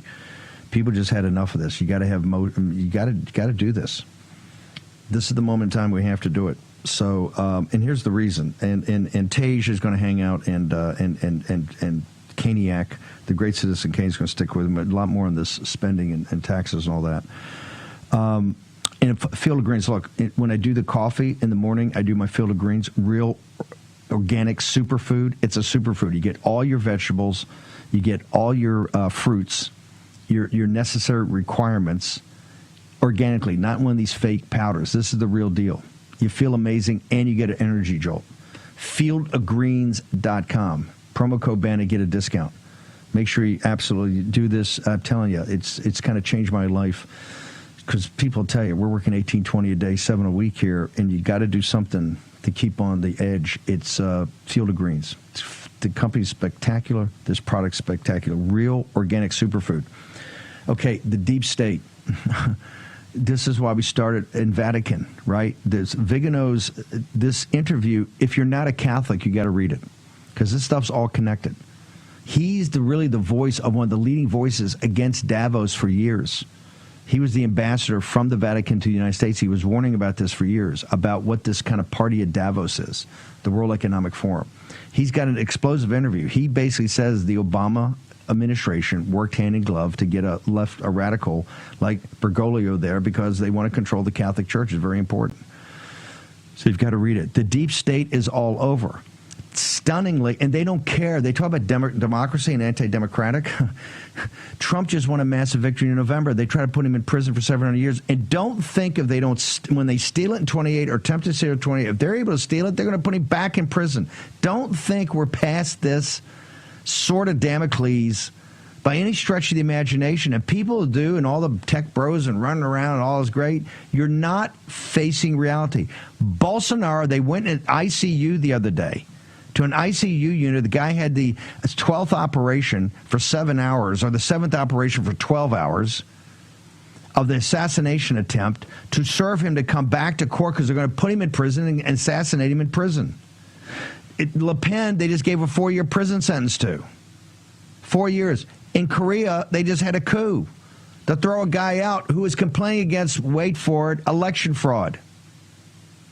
It's so obvious what they're doing. They can't beat us at the ballot box, so now they're using, like here, what are they stopping Trump with? They say, well, Steve, all this Constitution. They don't care about the Constitution. They're stopping Trump from his core responsibilities under Article 2. They don't care. They're Marxist radicals. There is no rule of law. It's the rule of the powerful. Of all of these, the most stunning is Alternative for Deutschland. The folks there trying to save their country and have been right about everything they've said on mass immigration. 100% correct. And their pressure and rise with nothing, with no media, and being terrorized by the police. Terrorized, because I've been with these people now for 10 years, terrorized by the police. They've saved their country and broken Merkel. And what do? Now that they're rising in the polls, they're the leading party. It's like Nigel Farage and Reform. They're the leading party in Germany, with a real spread between the other parties. Why the German people are sitting there going, we hear what you're saying and we support you. They've just come out with a deep state report to say they're an extremist group, and they need not just to be shut down, they need to be shut down and jailed. Beatrix Van Stork joins us now from Germany.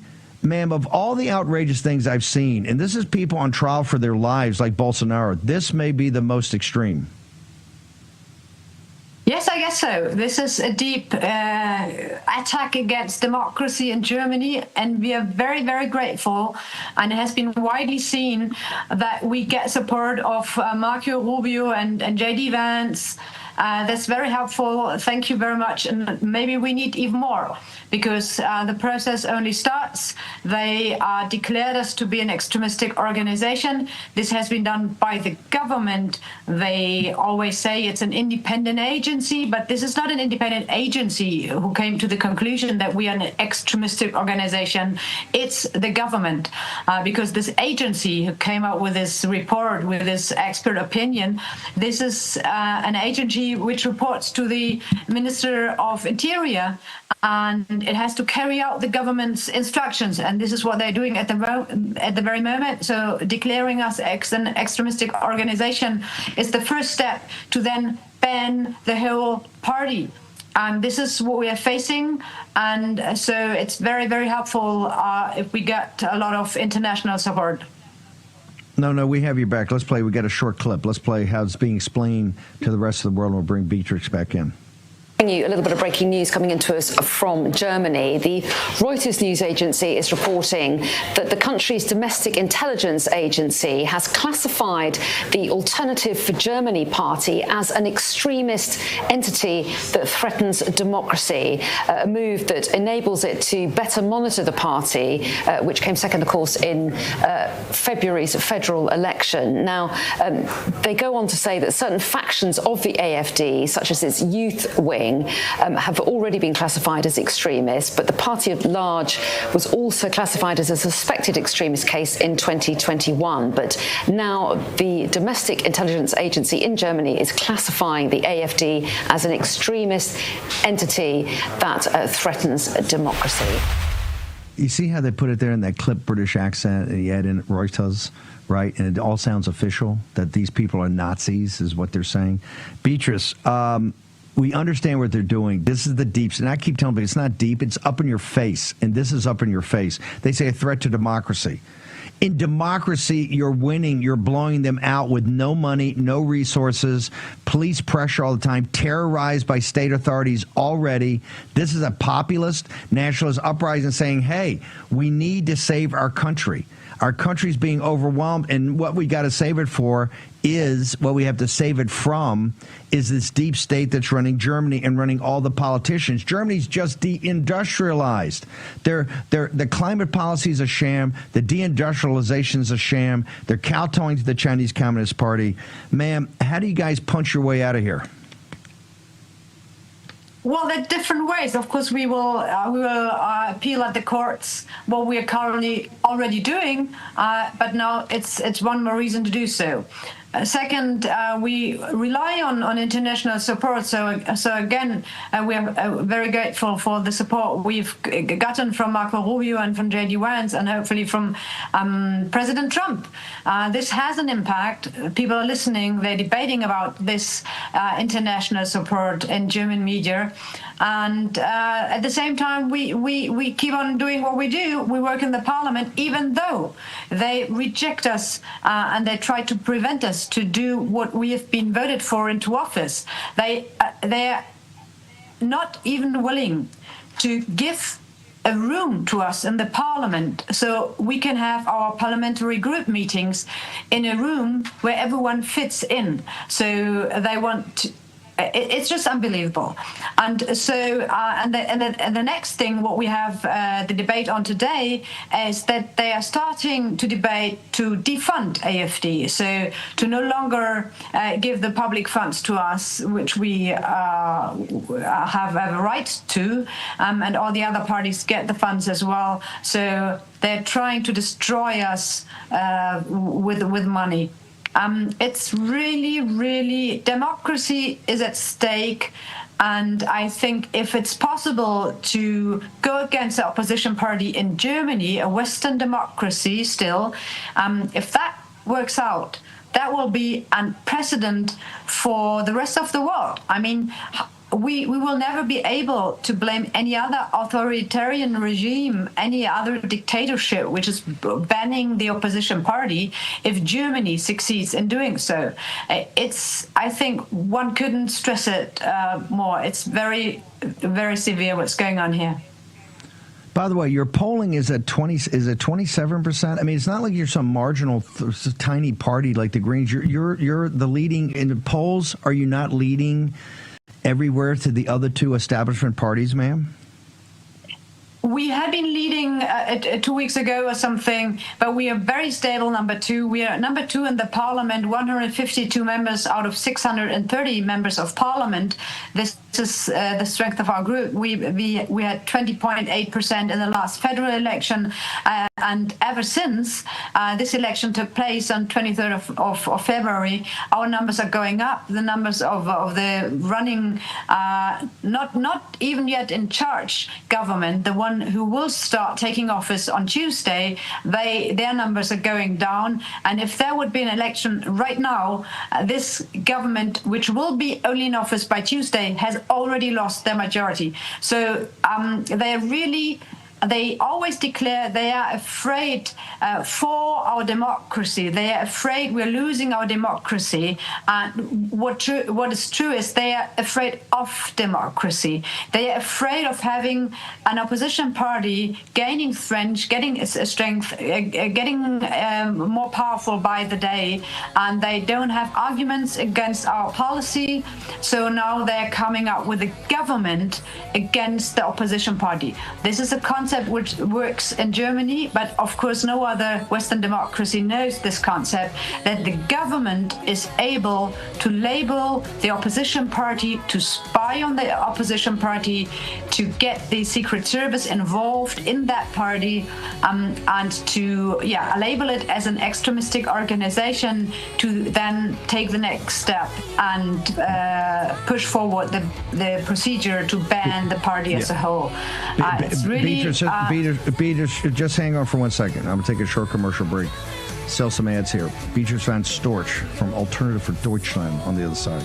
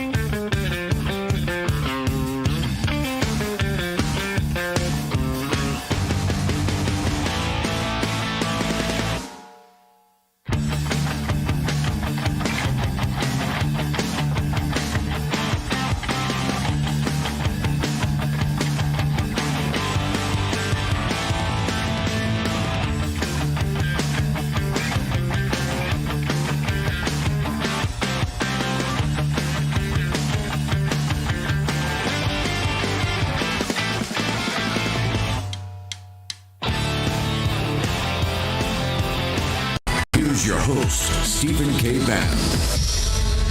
Okay, Beatrice, where do people go for social media? Where do people follow you? On all social media platforms, like X, that's the biggest, that's the most important one, of course, Beatrix von Storch, or even AFD. You can find me on Telegram. I've got a Telegram channel on Instagram, on TikTok, even though that's currently banned again, and on Facebook, of course. We'll put as always, Beatrix von Storch. We'll get it out, and Mo and Grace will put it into the chat rooms. One last thing. Are you in fear of actually being arrested by German authorities right now as a leader of Alternative for Deutschland? Well, not arrested at the very moment, but we are facing severe problems in acting as a democratic party. They will not give us the democratic rights we should have in the parliament. We cannot participate 100% in what's going on in the parliament because they will not, vote us and get us our vice chairmanships of the parliament and the committees. They're not letting us into some important committees, so we cannot participate there. So that's one thing we are addressing. But people realize, and when they start, really squeezing us into a room which is not big enough for us to have a group meeting, then the people will see the way they are treating us. They're not treating us; they're treating the voters. We've got millions of voters who are voting in favor of a political shift in Germany, like you had in the U.S. And I think blaming us and going against us is also a response for our support for President Donald Trump. We are the only party openly favoring Donald Trump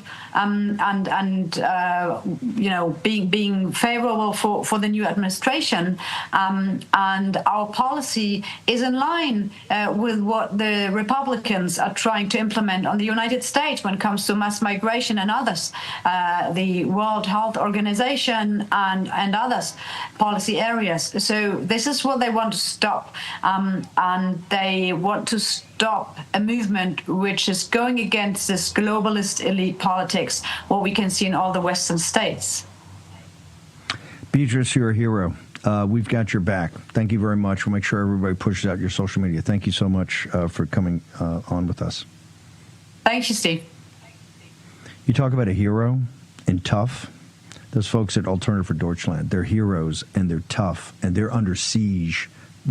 As bad as it was for us in those 4 years, and it was awful, right? These people are actually getting it worse right now.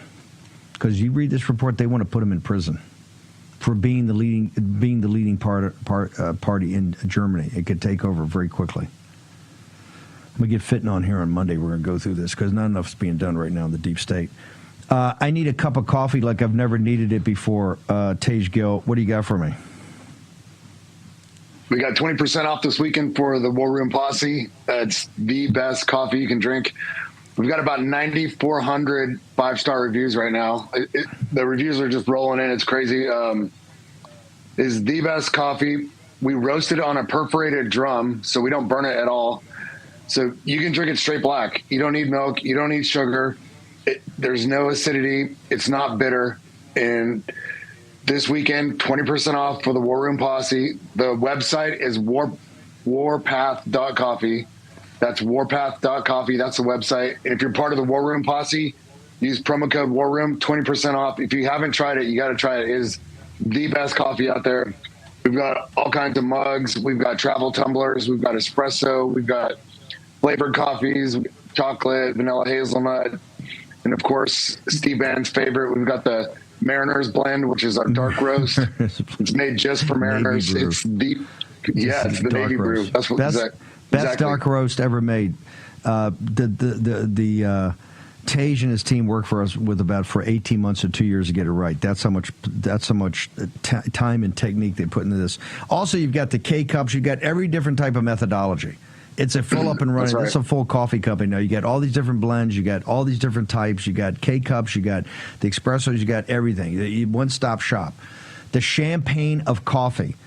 These are former Navy SEAL. This is a gunman that's now turned to a coffee man. One more time, where they go, and if you go, we want your frank opinion. Come back and give us a review.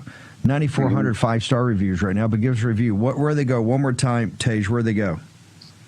The website is warpath.coffee and use promo code War Room. You get 20% off this weekend. So warpath.coffee, promo code War Room, and it is the best coffee out there. You don't need milk. You don't need sugar. It's not bitter. It's not acidic. You can drink it straight black. And you can actually enjoy the taste of the coffee and be healthy while you're doing it. You don't have to hide the burnt acidity with milk and sugar. That was the key to making this coffee. Is I wanted it smooth. I wanted you to drink it black. and you can actually taste the coffee flavor in it. It's amazing coffee. You got to try it. Warpath.coffee, promo code War Room. You drink it black like you drink it on a Navy ship, a combatant, right? Thank you so Yes, much. sir. Tej Gill. Of course, the burnt brew you get on a Navy ship. This is why he takes such long to do it, does it on the perforated drums, because it's the champagne and coffee. You can drink it black and it tastes amazing. And no acid kickback, no acidity. So you don't have to mask it with cream and sugar and all that. You can drink it like coffee's supposed to be taken black. It's amazing. Love this stuff. Kane, you brought up something before the break. You talked about the revenue side. I will tell you, Kane is an entrepreneur. Kane is a capitalist. Kane is an entrepreneurial capitalist. Kane knows capital markets. Kane is not a soak the rich AOC Bernie Sanders. And so is Steve Bannon. But we come to the conclusion based upon mathematics that unless there's a change, and that change would have to be about either a growth rate that was real and actually at 3.5% or 4%, and maybe we can get there one day, but we ain't there the day, a growth rate so that more tax revenues came in just on basic growth, or significant cuts, and I mean significant cuts, you're going to have a gap. And it's not even get to balanced budget. Remember, Besant's just 6.5%. We're about 7% now of deficit to GDP, down to 3.5%. He didn't even get to a balanced budget. He says, let's do that. And right now, this is not going to hack it more than ever with this budget, with Trump and these guys doing the best job they can. And this is our guy, Russ Vogt. The math's just not there. Right now, this actual budget cut, and it's nothing but a firestorm. The defense guys want more money. The MSNBC's going crazy. New York Times going crazy. We're all barbarians. We're shutting down arts and humanities and taking food away from people and all that.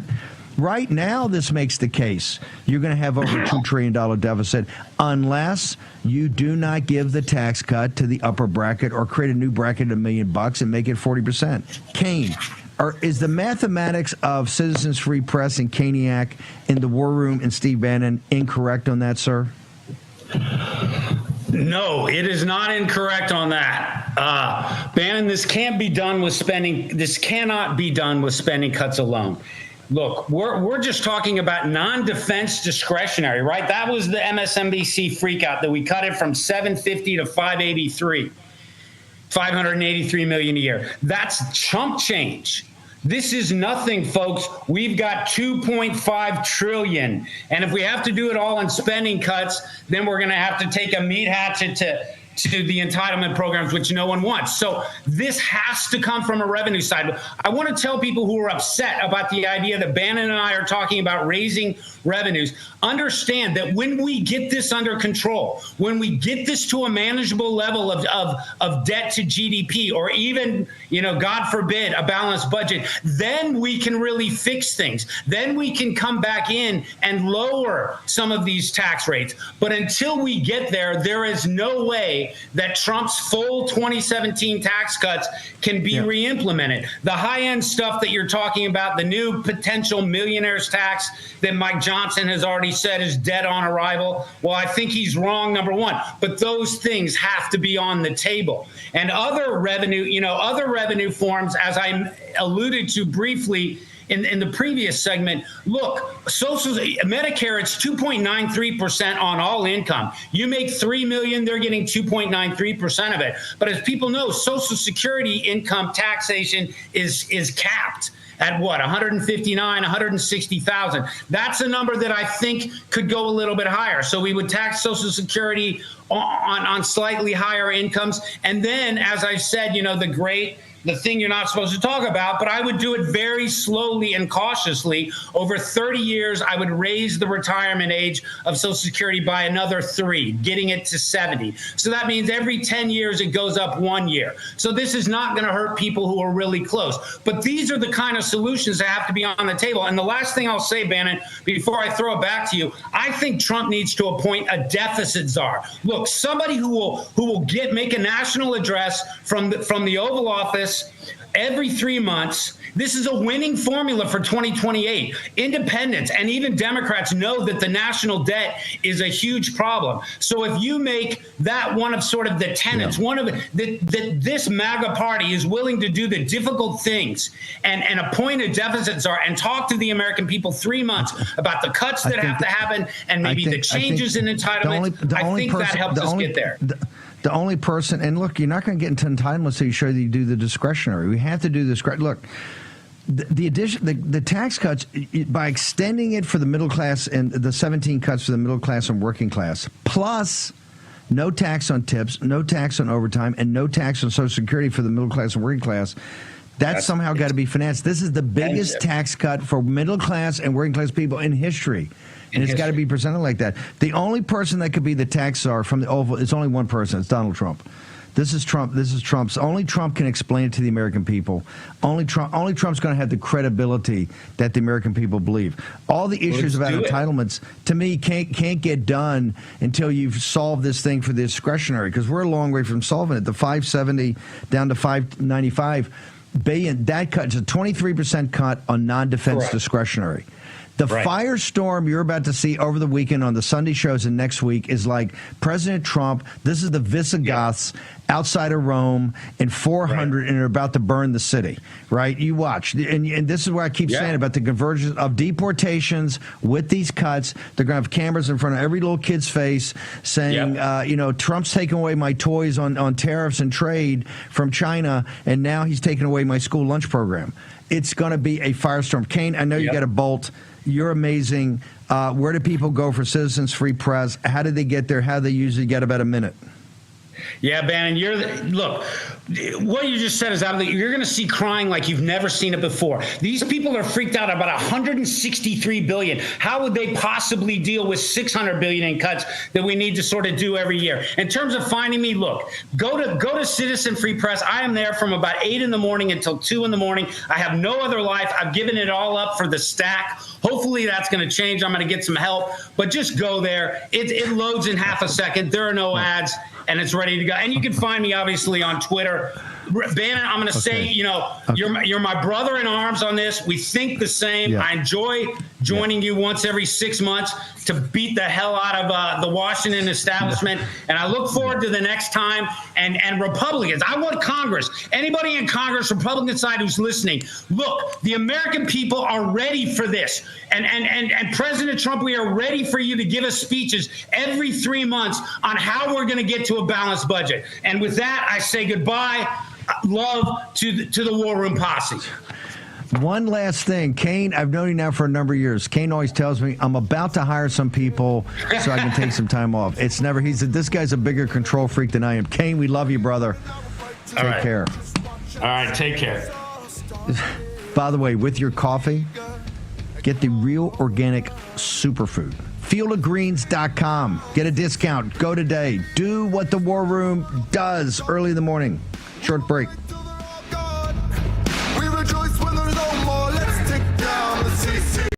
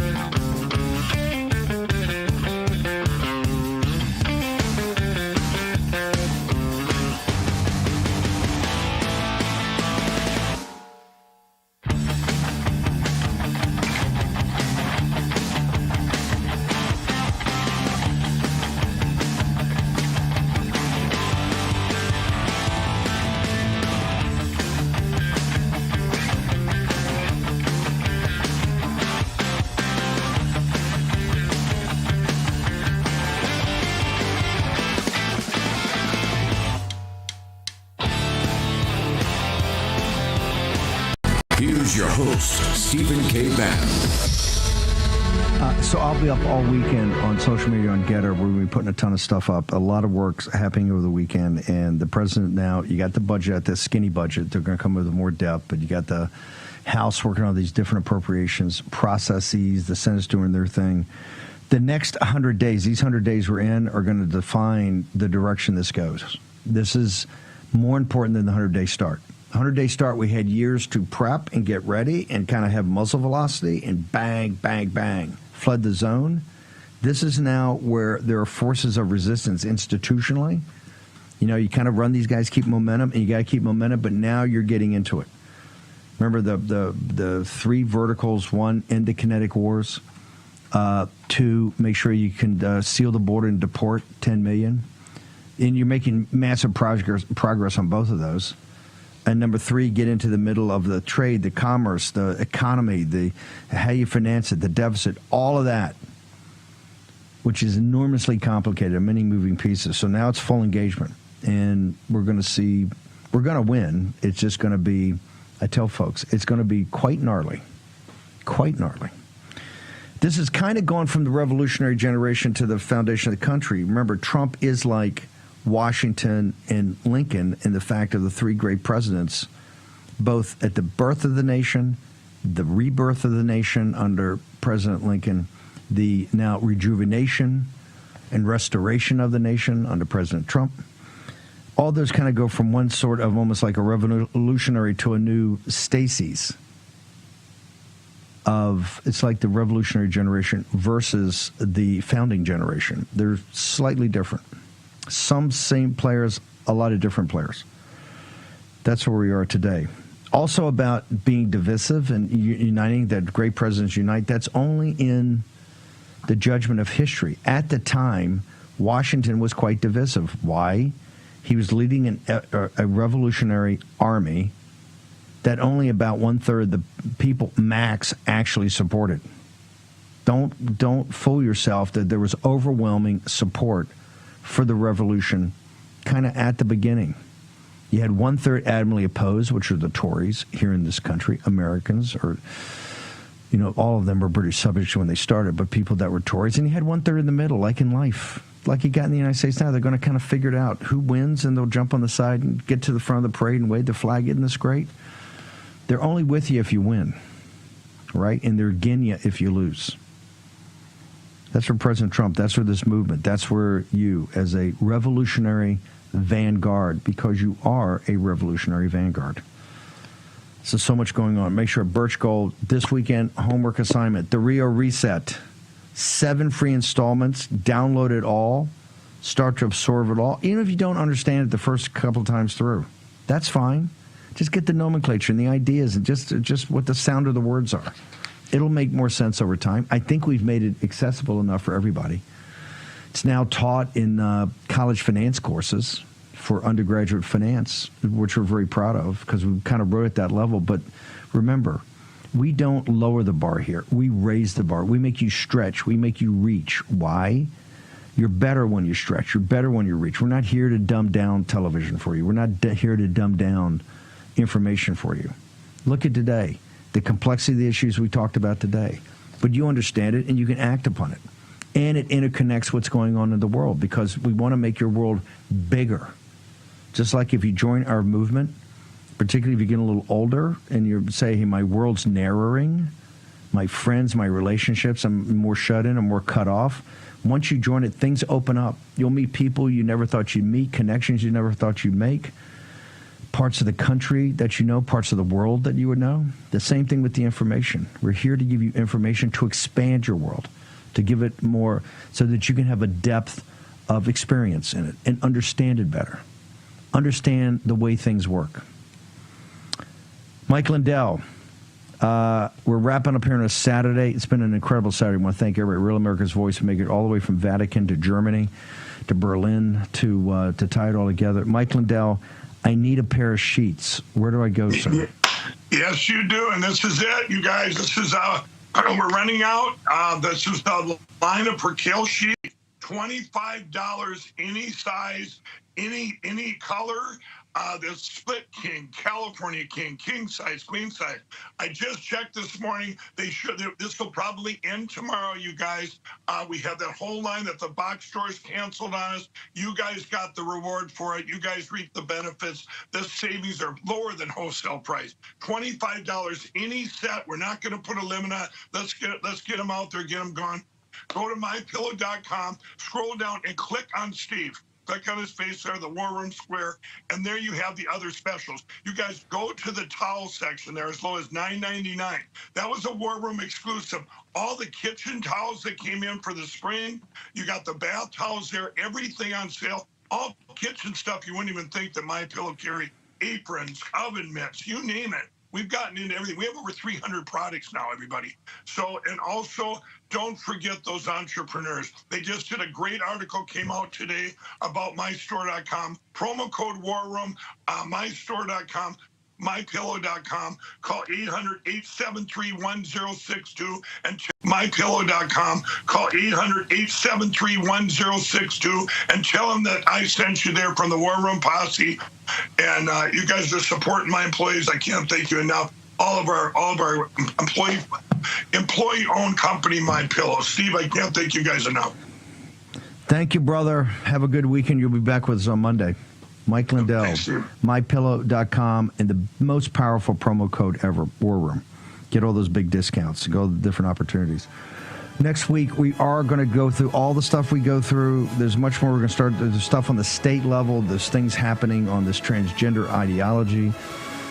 So much going on. So much going on. We're going to get to all of it. Plus, the road to Rio. We're going to have some experts in here about weaponization of the dollar. Has it blown back on the United States? Plus, Tom Fenton trying to get MTG in here about that amazing tweet she put out from the heart, right? Saying, hey, I'm not so sure things are totally on track. I see we're getting ready to bomb a bunch of people or thinking about bombing. We'll sort it out for you. I'll be up on social media all weekend as well, Grace and Mo and your team. My Patriot Supply, these guys have knocked $200 off their kind of introductory 3-month kit. MyPatriotSupply.com. They're the best in the business. And one thing we do is, like with Philip Patrick, Mike Lindell, we set these relationships up so that you can get relationships with these companies, right? You can build kind of a relationship. My Patriot Supply is kind of the leader in the industry. They kind of founded the industry. And now they're giving you huge discounts on these amazing 90-day, 3-month food packages so that you can start and kind of get entry level. Check it out today, mypatriotsupply.com. Go talk to the folks over there. $200 off. Have an amazing weekend. It's work here in the War Room, and we'll see you Monday at 10.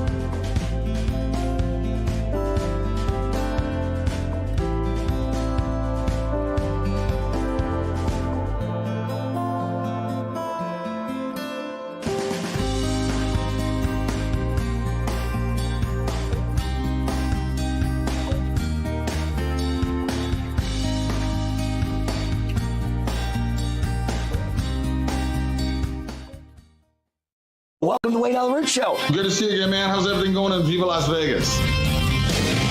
He loves Israel. He loves our country. I'm always ready to fight, Gary. Always ready to fight. One of the most popular hosts. You are my Superman. Thank you. Thank you. He's got radio. He's got television. He's got a beautiful wife. We are under invasion at the border. This is the kind of thing he talks about because he's about common sense. Make faith and belief in country cool again. You are truly a breath of fresh air. I'm with you about 99% of the time. It's okay if you're wrong 1% of the time. That's pretty good. Wayne Allyn Root. I salute you. Where's Wayne? Where is Wayne Allyn Root? All right, the root is on fire. Welcome to the show. Wayne Allyn Root here. America's Top 10 Countdown coming up. You've heard of the mainstream media. Welcome to the Mainstream Media. I'm the loudest MAGA mouth in the USA. Coming to you from Las Vegas, the entertainment capital of the world and my home. I'm the hardest working man in showbiz, certainly conservative